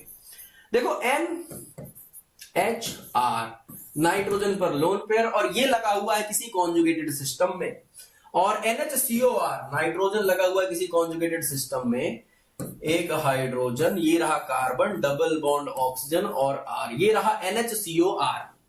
अब एक बात बताओ, कहने को तो इधर भी नाइट्रोजन के पास लोन पेयर, इधर भी लोन पेयर है, तो होगा तो यह क्या +M, ये भी क्या होगा +M ग्रुप, क्योंकि दोनों जिस डायरेक्ट कॉन्जुगेटेड सिस्टम से लगे हुए हैं, कॉन्जुगेटेड सिस्टम से लगे हुए हैं, तो इलेक्ट्रॉन हमेशा रिंग में बढ़ाएंगे, रिंग में इलेक्ट्रॉन डोनेट करेंगे। लेकिन ये ज्यादा रिंग में डोनेट करेगा या यह ज्यादा करेगा, तो एक बात समझो, यहां जो लोन पेयर है नाइट्रोजन के, वह देखो क्या है, lone pair sigma bond pi bond, इधर भी कॉन्जुगेशन हो रहा है, इधर भी कॉन्जुगेशन हो सकता है, तो रिंग में तो कॉन्जुगेशन करेंगे ही करेंगे, साथ में एक एक्स्ट्रा रेजोनेटिंग स्ट्रक्चर बाहर की तरफ भी इनका हो रहा है।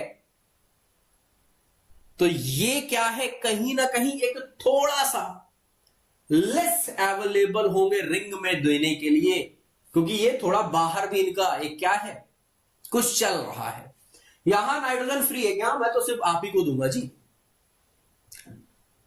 तो सबसे ज्यादा जो रिंग में इलेक्ट्रॉन डेंसिटी बढ़ाएगा वो NHR बढ़ाएगा। इसके कंपैरिजन में हम बात कर रहे हैं, क्योंकि इन सब केसेस में देखो यहां पे इसको नहीं लिया गया हुआ था।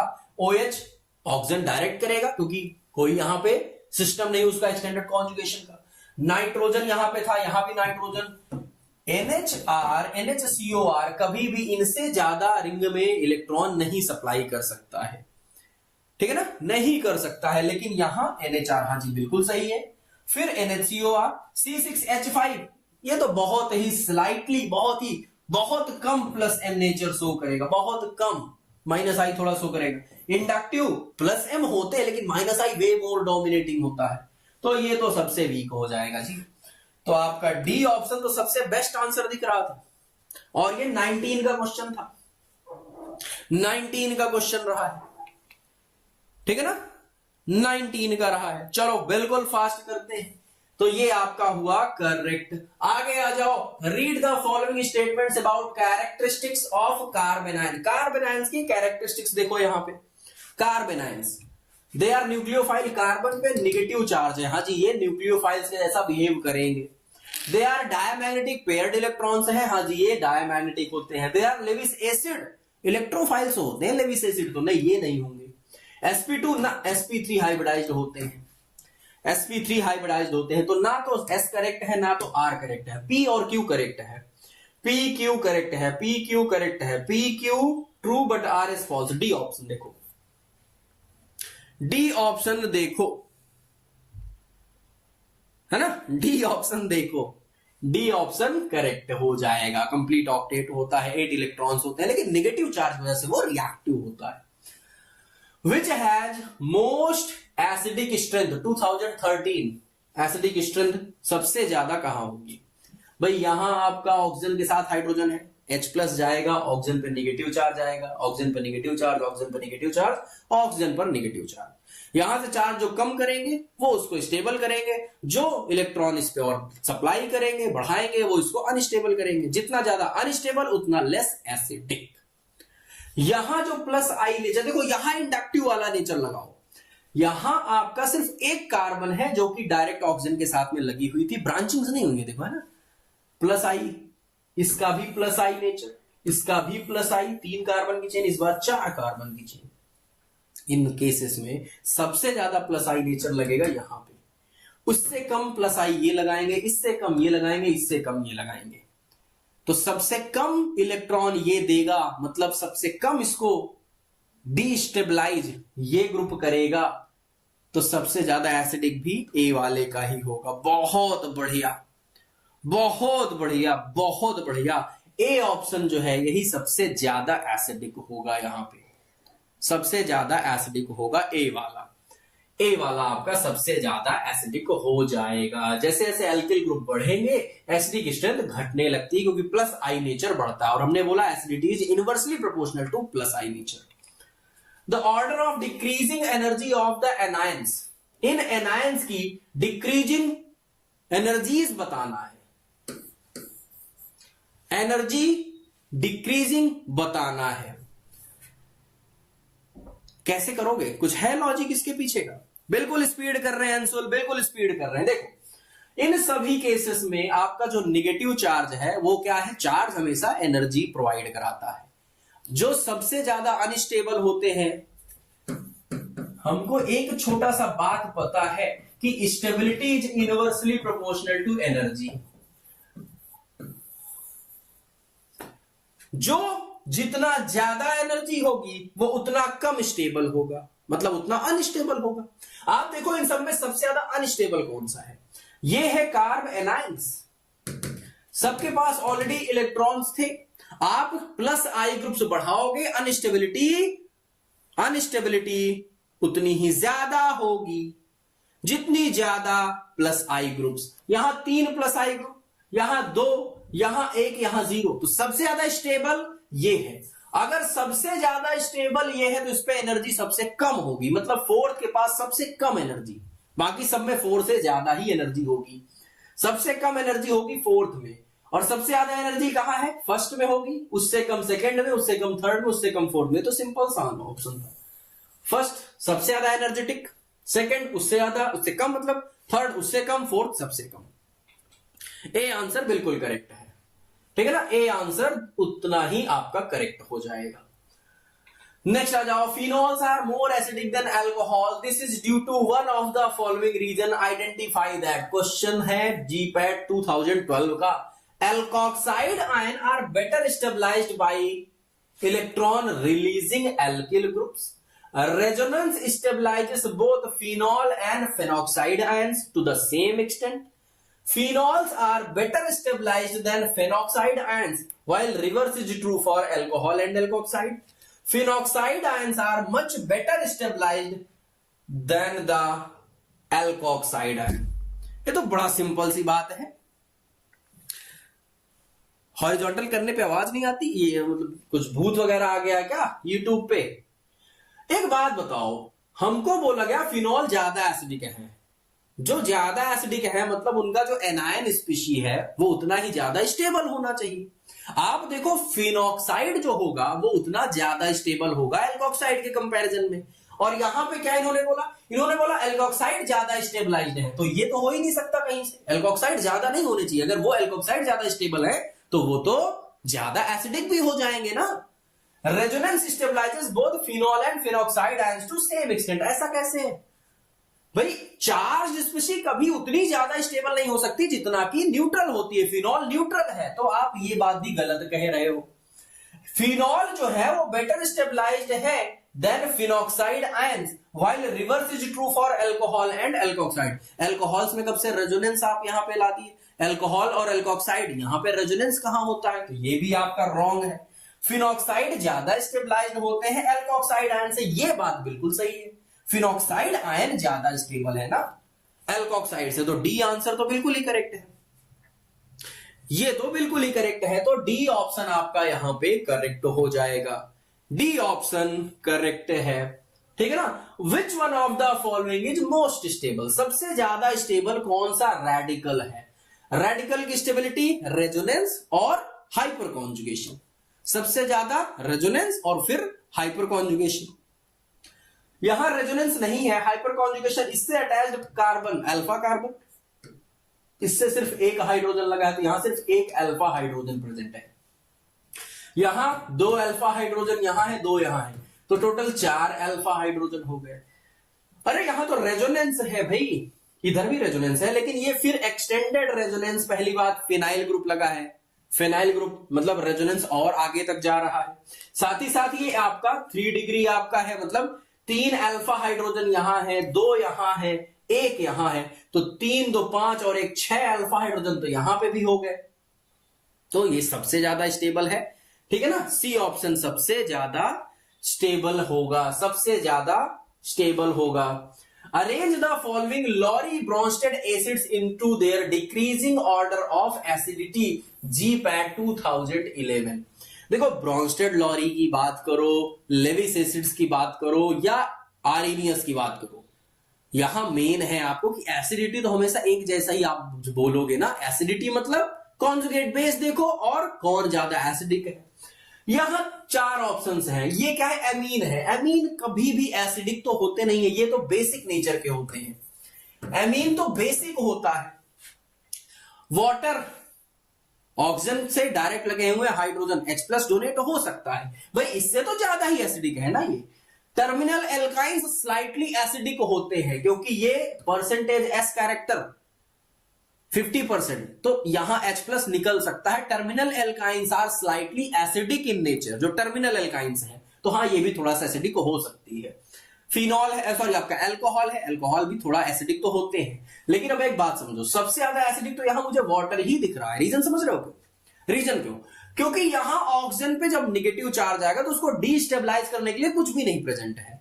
यहां भी एक प्लस आई ग्रुप C2H5 लगा हुआ है, इधर भी एक CH3 ग्रुप लगा हुआ है, तो ये दोनों तो लेस ही एसिडिक होंगे। सबसे ज्यादा एसिडिक हुआ R और सबसे कम हो रहा है S।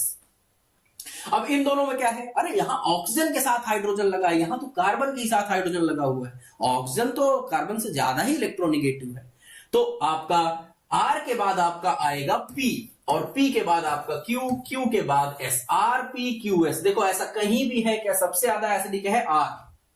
फिर है पी, ए ऑप्शन ही है RPQS, ए ऑप्शन आपका करेक्ट है, ठीक है ना, ए ऑप्शन करेक्ट हो जाएगा। Value of pK will be minimum, minimum pK मतलब उतनी ही ज्यादा एसिडिटी, तो सबसे ज्यादा एसिडिक कौन है यहां पे, मिनिमम पीके पूछा गया है, सबसे कम पीके वैल्यू मतलब सबसे ज्यादा एसिडिक, ठीक है ना, सबसे ज्यादा एसिडिक। ये क्या है, एक प्लस आई ग्रुप लगा हुआ है फिनॉल में, ये एक प्लस एम ग्रुप लगा हुआ है, माइनस एम, सबसे ज्यादा माइनस एम किसका होगा, नाइट्रो वाले का। ये सबसे ज्यादा एसिडिक होगा क्योंकि इसकी सबसे कम पीके वैल्यू आनी चाहिए, सबसे ज्यादा एसिडिक डी, तो सबसे कम पीके भी इसी की ही आएगी, तो सबसे कम मिनिमम पूछी गई हुई है, डी ऑप्शन आपका होना चाहिए, मिनिमम पीके वैल्यू, ठीक है ना। चलो वाटर एसिडिक, अरे ऐसे मत समझो, वाटर एसिडिक का नहीं मतलब आप समझे, आपका कंपैरिजन का जब क्वेश्चन होता है तो आप उन चार में देखो। मुझे एक बात हो, आपके क्लास में जो बच्चे हैं, मैं अगर उनसे बोलूं कि जो देखो जो नीचे के टॉपर्स हैं ना, अगर आपके 100 टोटल स्ट्रेंथ है, तो मैं ऐसा बोलता हूं, एक बात कहो, 96, 97, 98, 99 चार रैंकर्स ले लिया, फिर चलो 100 भी ले लिए। अब मैं अगर आपसे पूछता हूं बताओ इन 5 में सबसे पढ़ने में अच्छा कौन है, तो उन 5 में तो आप यही बोलोगे ना जिसकी 95th रैंक है, हाँ ये सर सबसे अच्छा है पढ़ने में। किसके कंपैरिजन में आपने देखा, आपका पॉइंट ऑफ रेफरेंस था 96 से 100 के बीच के बच्चे। इसका मतलब ये तो नहीं है ना अरे 95 बहुत पढ़ाकू है, ये तो किसी ने सुन लिया अरे तो बहुत पढ़ाकू है, अरे हम सिर्फ उतने का कंपैरिजन कर रहे थे इसलिए हमने बोला, क्योंकि आपने सिर्फ उतने का कंपैरिजन किया था। टॉपर तो 1 2 3 4 वाले हैं, लेकिन उनमें आपका टॉपर कौन है, उनका टॉपर कौन है, 96 वाला होगा, ठीक है ना। चलो नेक्स्ट क्वेश्चन पे, the most basic compound among the following, इनमें से सबसे ज्यादा बेसिक कंपाउंड कौन सा है, एसिटानिलाइड, ये लो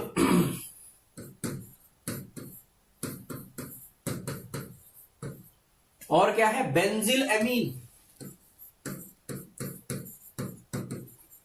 बेंजिल एमीन, और क्या है, पैरा नाइट्रो एनिलीन, ये तो सबसे घटिया होना चाहिए, पैरा नाइट्रो एनिलीन, और क्या है, एनिलीन है सिंपल। अब आप मुझे जल्दी से बता दो कौन सबसे ज्यादा बेसिक होना चाहिए।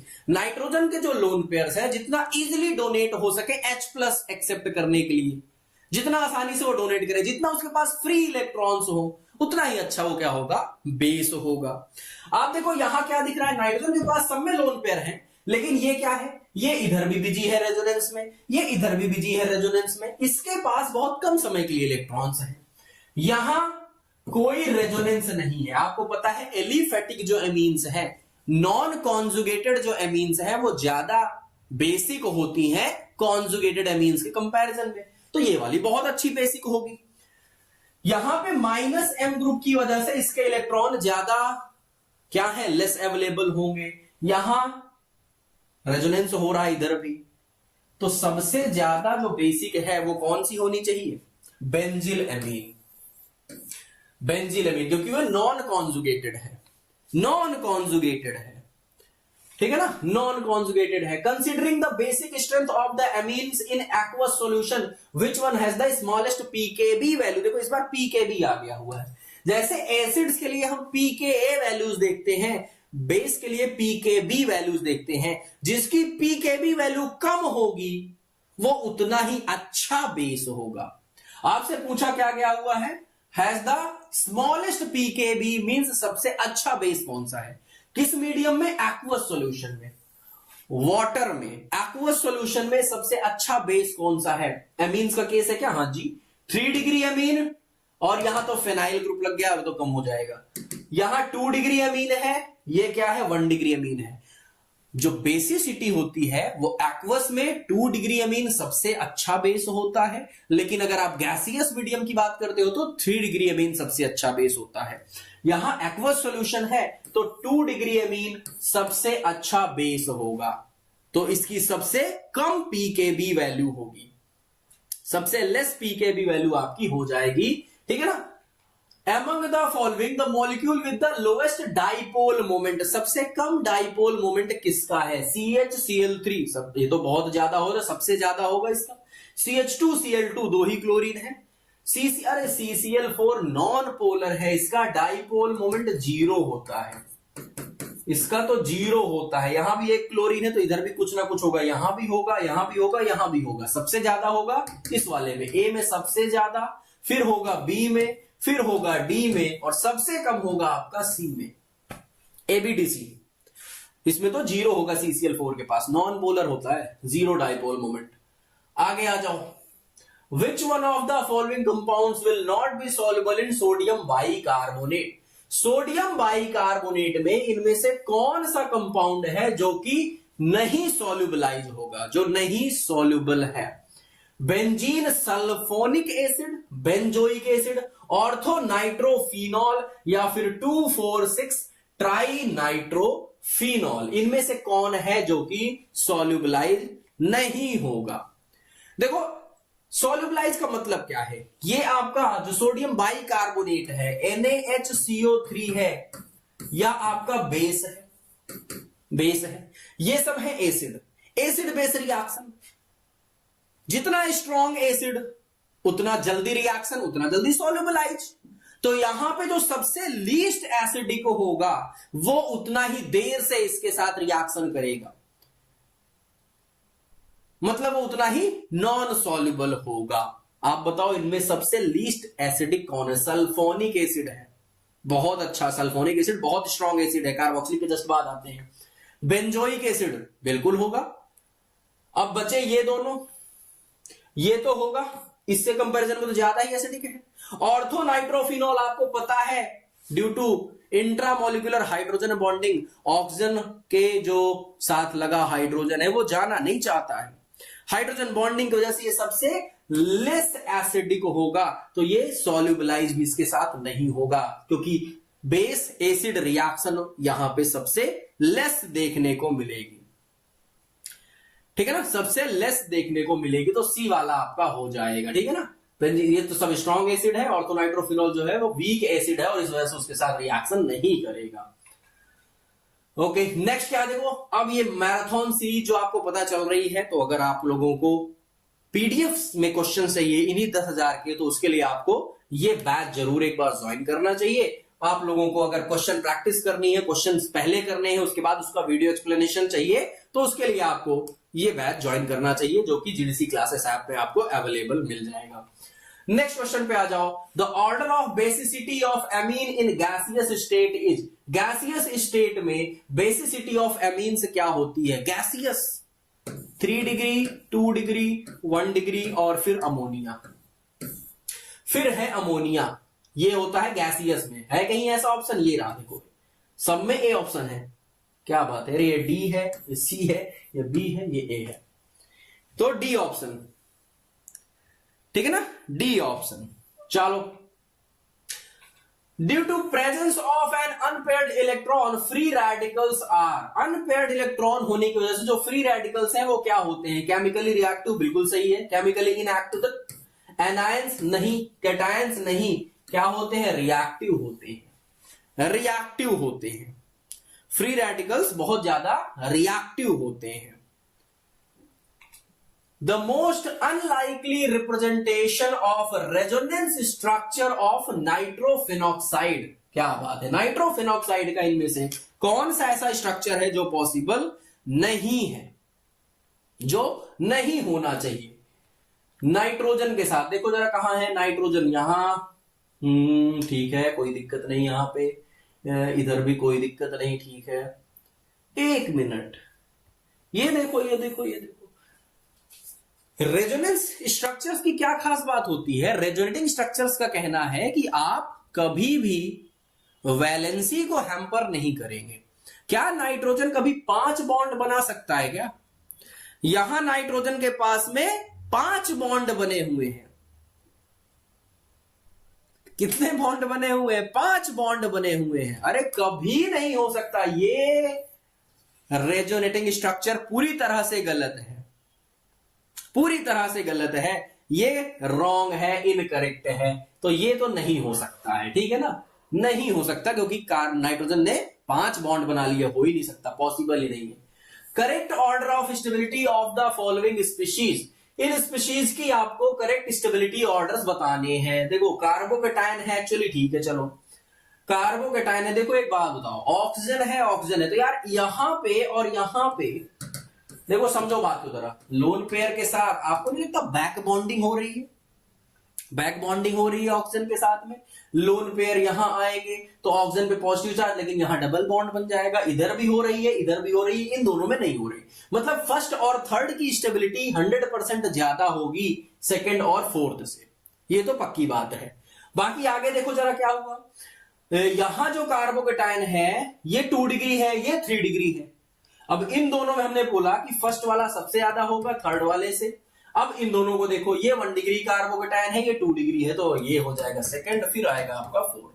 1 3 2 4 1 3 2 4 1 3 2 4। देखो ऐसा ऑप्शन कहीं मिल रहा है क्या? 1 3 2 4 1, यहां ये रहा 1 3 2 4, डी ऑप्शन, डी ऑप्शन आपका करेक्ट है, डी ऑप्शन करेक्ट हो जाएगा। बैक बॉन्डिंग हो रही है इन दोनों केसेस में, प्लस इसके साथ ये 3 डिग्री था, ये 2 डिग्री था, ये आपका 2 डिग्री और 1 डिग्री है, सिंपल सी बात है। Arrange the following free radicals in order of decreasing stabilities, ये जो आपके पास में ग्रुप्स हैं इनका डिक्रीजिंग स्टेबिलिटी ऑर्डर बताना है। मतलब सबसे ज्यादा स्टेबल सबसे पहले रखो, methyl vinyl allyl benzyl कार्बो radicals है ना।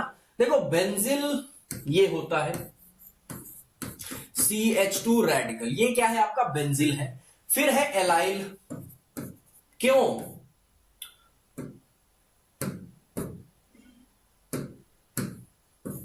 CH double bond CH2। फिर आपका मिथाइल और विनाइल में मिथाइल होना चाहिए, और फिर आपका आएगा विनाइल रेडिकल। ये देखो कहीं है ऐसा ऑप्शन, सबसे ज्यादा स्टेबल बेंजिल है, फोर्थ वाला, इसको रॉन्ग करो, इसको रॉन्ग करो। फिर एलाइल आएगा, बेंजिल के बाद आएगा एलाइल, थर्ड वाला, कहीं है थर्ड वाला, ये रहा, ये रॉन्ग हो गया, डी ऑप्शन।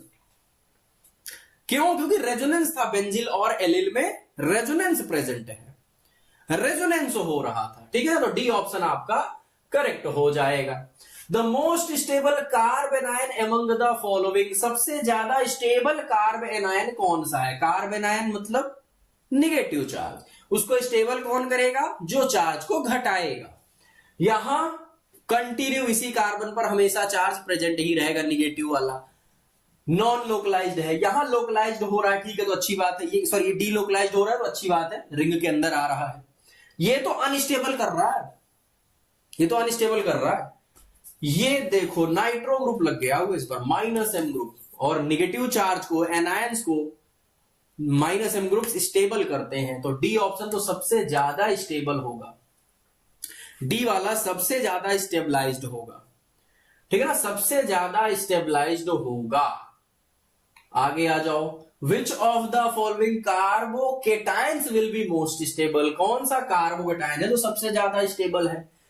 3 फेनाइल ग्रुप है एक कार्बन से लगे हुए, क्या बात है,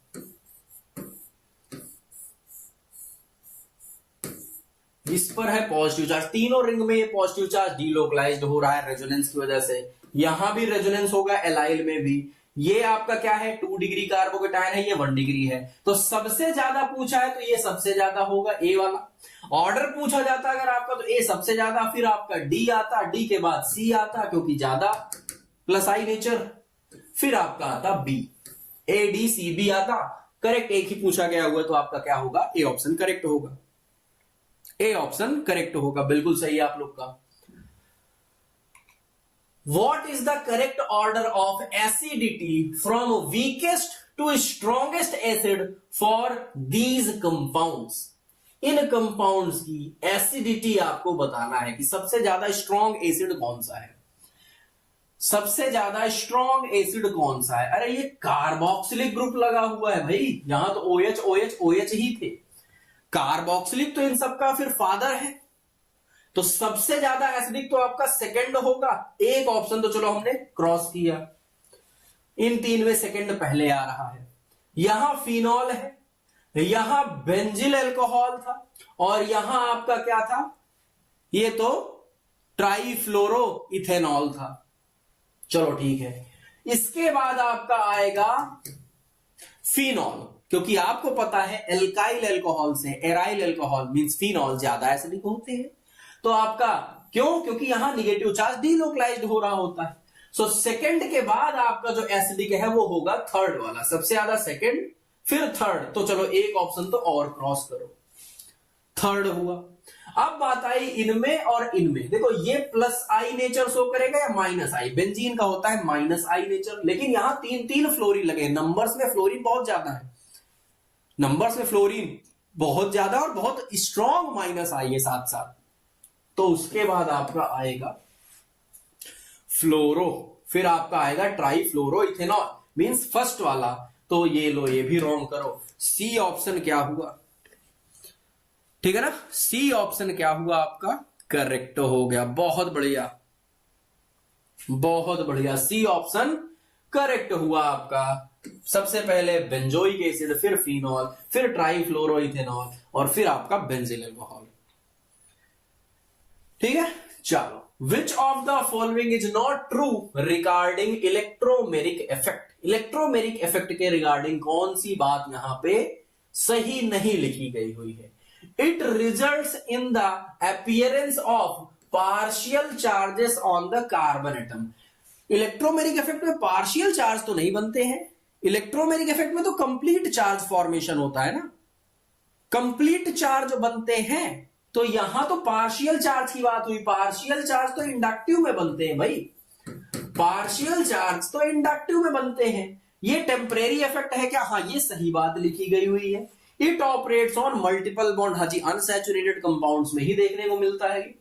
it requires an attacking reagent, जी हाँ टेम्परेरी है, अटैकिंग रिएजेंट की प्रेजेंस में ही ये इफेक्ट शो होता है।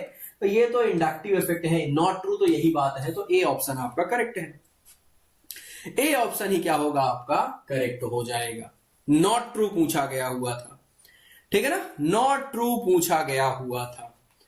आगे आ जाओ नेक्स्ट पे, विच of the following having highest pH value, बहुत ध्यान से, हाईएस्ट पीएच वैल्यू कहां है, हाईएस्ट पीएच वैल्यू कहां है, लार्जेस्ट पीएच वैल्यू किसकी है, बेंजोइक एसिड की, एनिलीन की, यहां क्या है आपका NHCO ग्रुप लग गया हुआ है देखो यहां पे। ओके जी, चलो नेक्स्ट क्या है, फिनॉल की।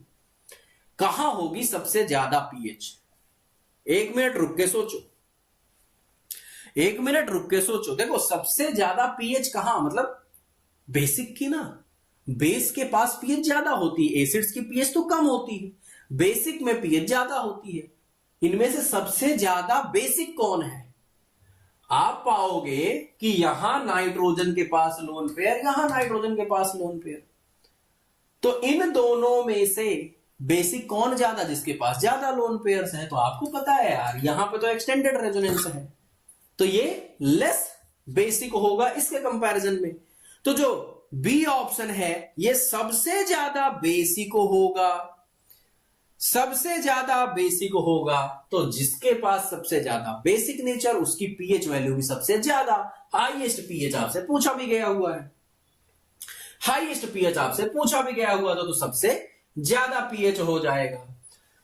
Which of the following compound will be have highest heat of hydrogenation? Highest heat of hydrogenation. Heat of hydrogenation क्या होती है, किसी एल्कीन में जब हाइड्रोजन आप ऐड करते हो तो वहां से जो हीट निकलती है, ये हीट किस फॉर्म में वहां पे थी, एनर्जी के फॉर्म में थी। एनर्जी मतलब वो उतना ही ज्यादा, जहां सबसे ज्यादा एनर्जी मतलब उतना अनस्टेबल। आप देखो इन एल्कीन्स में जो सबसे ज्यादा अनस्टेबल एल्कीन होगी उसके पास सबसे ज्यादा एनर्जी मीन सबसे ज्यादा हीट स्टोर्ड है। जब हम हाइड्रोजन ऐड करेंगे तो वहां से सबसे ज्यादा हीट निकलेगी भी। तो इनमें से सबसे ज्यादा अनस्टेबल एल्कीन कौन सी है, ठीक है ना। बस आपको इतना ही तो देखना है, इतना ही तो आपको यहां पे देखना है। क्या हो गया भाई, सबसे ज्यादा अनस्टेबल। एल्कीन की स्टेबिलिटी हाइपर कॉन्जुगेशन से जानते हैं हम लोग। ये लो, ये लो। अब आप यहां पे क्या पाओगे? 0 अल्फा हाइड्रोजन, 0 अल्फा हाइड्रोजन, यहां 3 अल्फा हाइड्रोजन, यहां एक भी अल्फा हाइड्रोजन यहां पे भी नहीं है, लेकिन रेजोनेंस कॉन्जुगेशन है क्योंकि ये फेनाइल रिंग है, फेनाइल रिंग है। तो इसके कंपेरिजन भले यहां 0 अल्फा हाइड्रोजन है, 0 है अल्फा हाइड्रोजन, लेकिन कॉन्जुगेशन रेजोनेंस हो रहा है, रेजोनेंस प्रेजेंट है। यहां 2 अल्फा हाइड्रोजन, सबसे कम अल्फा हाइड्रोजन ए वाले में है, मतलब सबसे ज्यादा अनस्टेबल ये है, मतलब सबसे ज्यादा हीट यहीं से ही निकलेगी। सबसे ज्यादा हीट आपका ए ऑप्शन से ही निकलेगी। तो सबसे ज्यादा हीट ऑफ हाइड्रोजनेशन किसमें होगा? ए ऑप्शन में ही हो जाएगा, ए ऑप्शन में ही हो जाएगा। Heat of hydrogenation is inversely proportional to stability of alkenes. Alkene जितनी कम स्टेबल उतनी ज्यादा हीट ऑफ हाइड्रोजनेशन, ठीक है ना, इनवर्सली प्रोपोर्शनल टू। बिल्कुल सही है, बिल्कुल सही है। Correct statement for singlet carbene. Singlet carbene के लिए आपका करेक्ट स्टेटमेंट पूछा गया हुआ है। पैरामैग्नेटिक नहीं, सिंगलेट कार्बीन पेयर्ड इलेक्ट्रॉन्स होते हैं, पैरामैग्नेटिक तो नहीं होती है। दे आर sp3 हाइब्रिडाइज नहीं, sp2 होती है। दे आर स्टेबल कंपाउंड्स, ये स्टेबल होते हैं क्या? कब से स्टेबल होने लगे? कार्बीन इंटरमीडिएट है, अनस्टेबल होती है, वो अनस्टेबल होती है। तो ये आपका इनकरेक्ट बात लिखी गई हुई है और आपसे करेक्ट स्टेटमेंट पूछा गया हुआ है। अच्छा ठीक है, करेक्ट पूछा गया हुआ ना, तो हाँ जी ये तो करेक्ट, यही तो लिखा हुआ है ना, दे आर स्टेबल है, ये तो इनकरेक्ट है।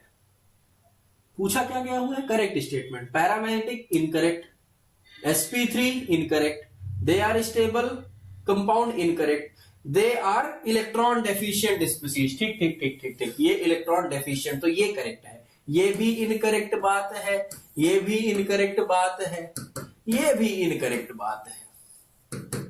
आपसे पूछा गया हुआ है कि करेक्ट स्टेटमेंट, और करेक्ट क्या है? They are electron deficient species. Carbene electron deficient होती है, इलेक्ट्रोफाइल होती है, 6 ही इलेक्ट्रॉन तो होते हैं उसके पास। तो डी आंसर क्या होगा? बिल्कुल बिल्कुल, डी आंसर क्या होगा? करेक्ट होगा। हाँ, डी ऑप्शन वहां पहुंचा ही नहीं, वहां तक कोई नहीं, कोई नहीं, कोई नहीं, आप लोग हो ना, आप लोग पहुंचा दोगे मुझे, मुझे पता है। -i पावर इज ग्रेटेस्ट इन, सबसे ज्यादा -i नेचर किस पे होगा? ठीक है ना, सबसे ज्यादा -i नेचर कहां पर होगा? sp ऑर्बिटल्स में, sp2 में, sp3 में, या फिर सबके पास सेम होता है? इंडक्टिव -i जो इलेक्ट्रोनिगेटिविटी पर डिपेंड करता है, जिसकी जितनी ज्यादा इलेक्ट्रोनिगेटिविटी उसका -i नेचर उतना ही ज्यादा होता है।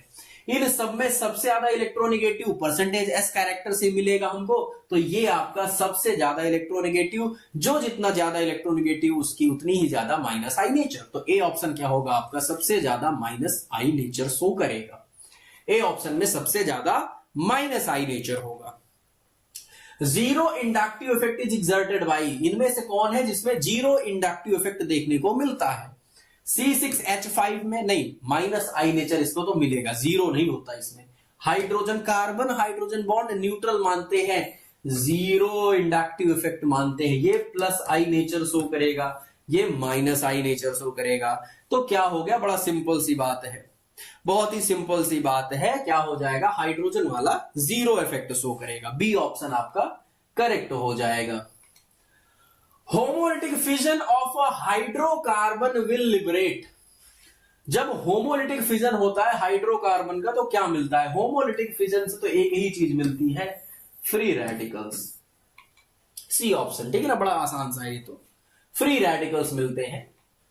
अमोनिया इज आइसोस्ट्रक्चरल विद, जो अमोनिया होती है, अमोनिया होती है, ये किसके आइसोस्ट्रक्चरल होती है? एक जैसा ही स्ट्रक्चर देखने को मिलता है। कौन है? कार्बोनियम, कार्बोकेटायन, कार्बोकेटायन,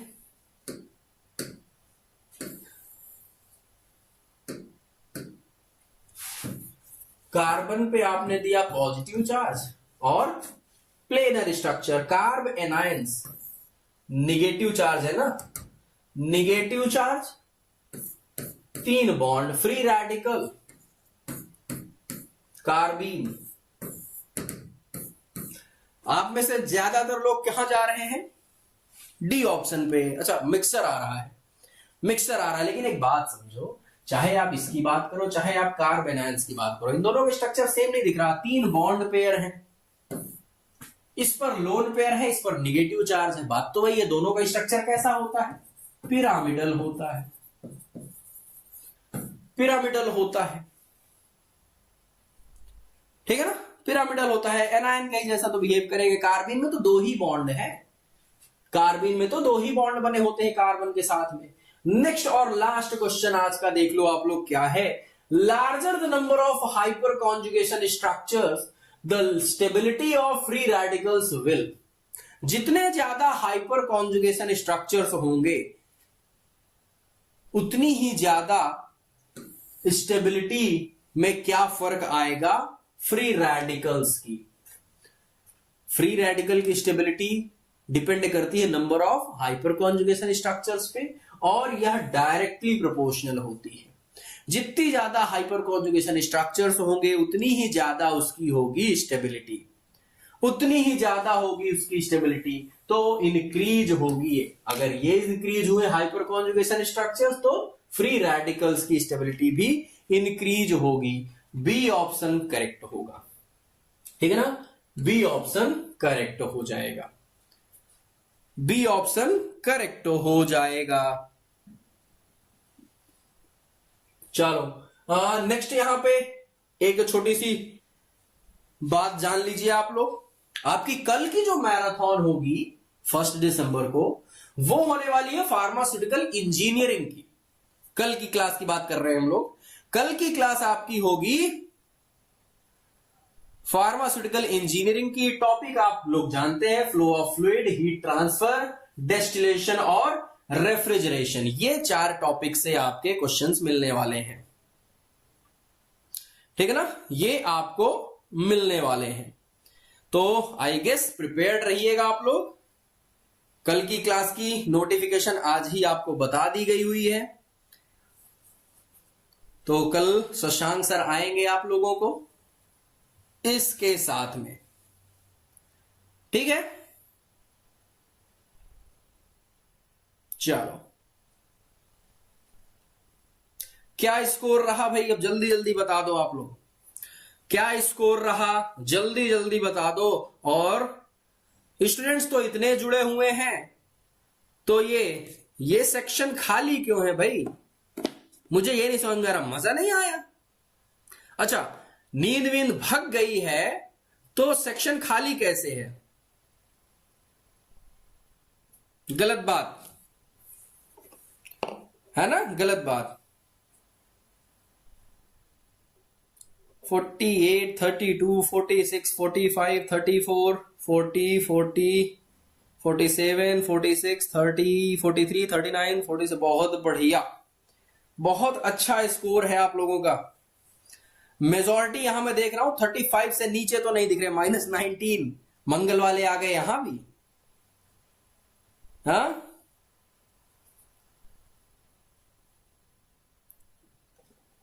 अच्छा अच्छा अच्छा, बहुत बढ़िया। चलो, बहुत बढ़िया स्कोर था आप लोगों का। फिर भी जिसका भी, देखो सिंपल सी बात है, अगर 30 से ऊपर आज आप लोगों ने किया तो सो फॉर गुड, बहुत बढ़िया है आप लोग। अगर 30 से नीचे है तो थोड़ा मेहनत, थोड़ा सा रिवीजन पे फोकस स्टार्ट कर दो, ठीक है।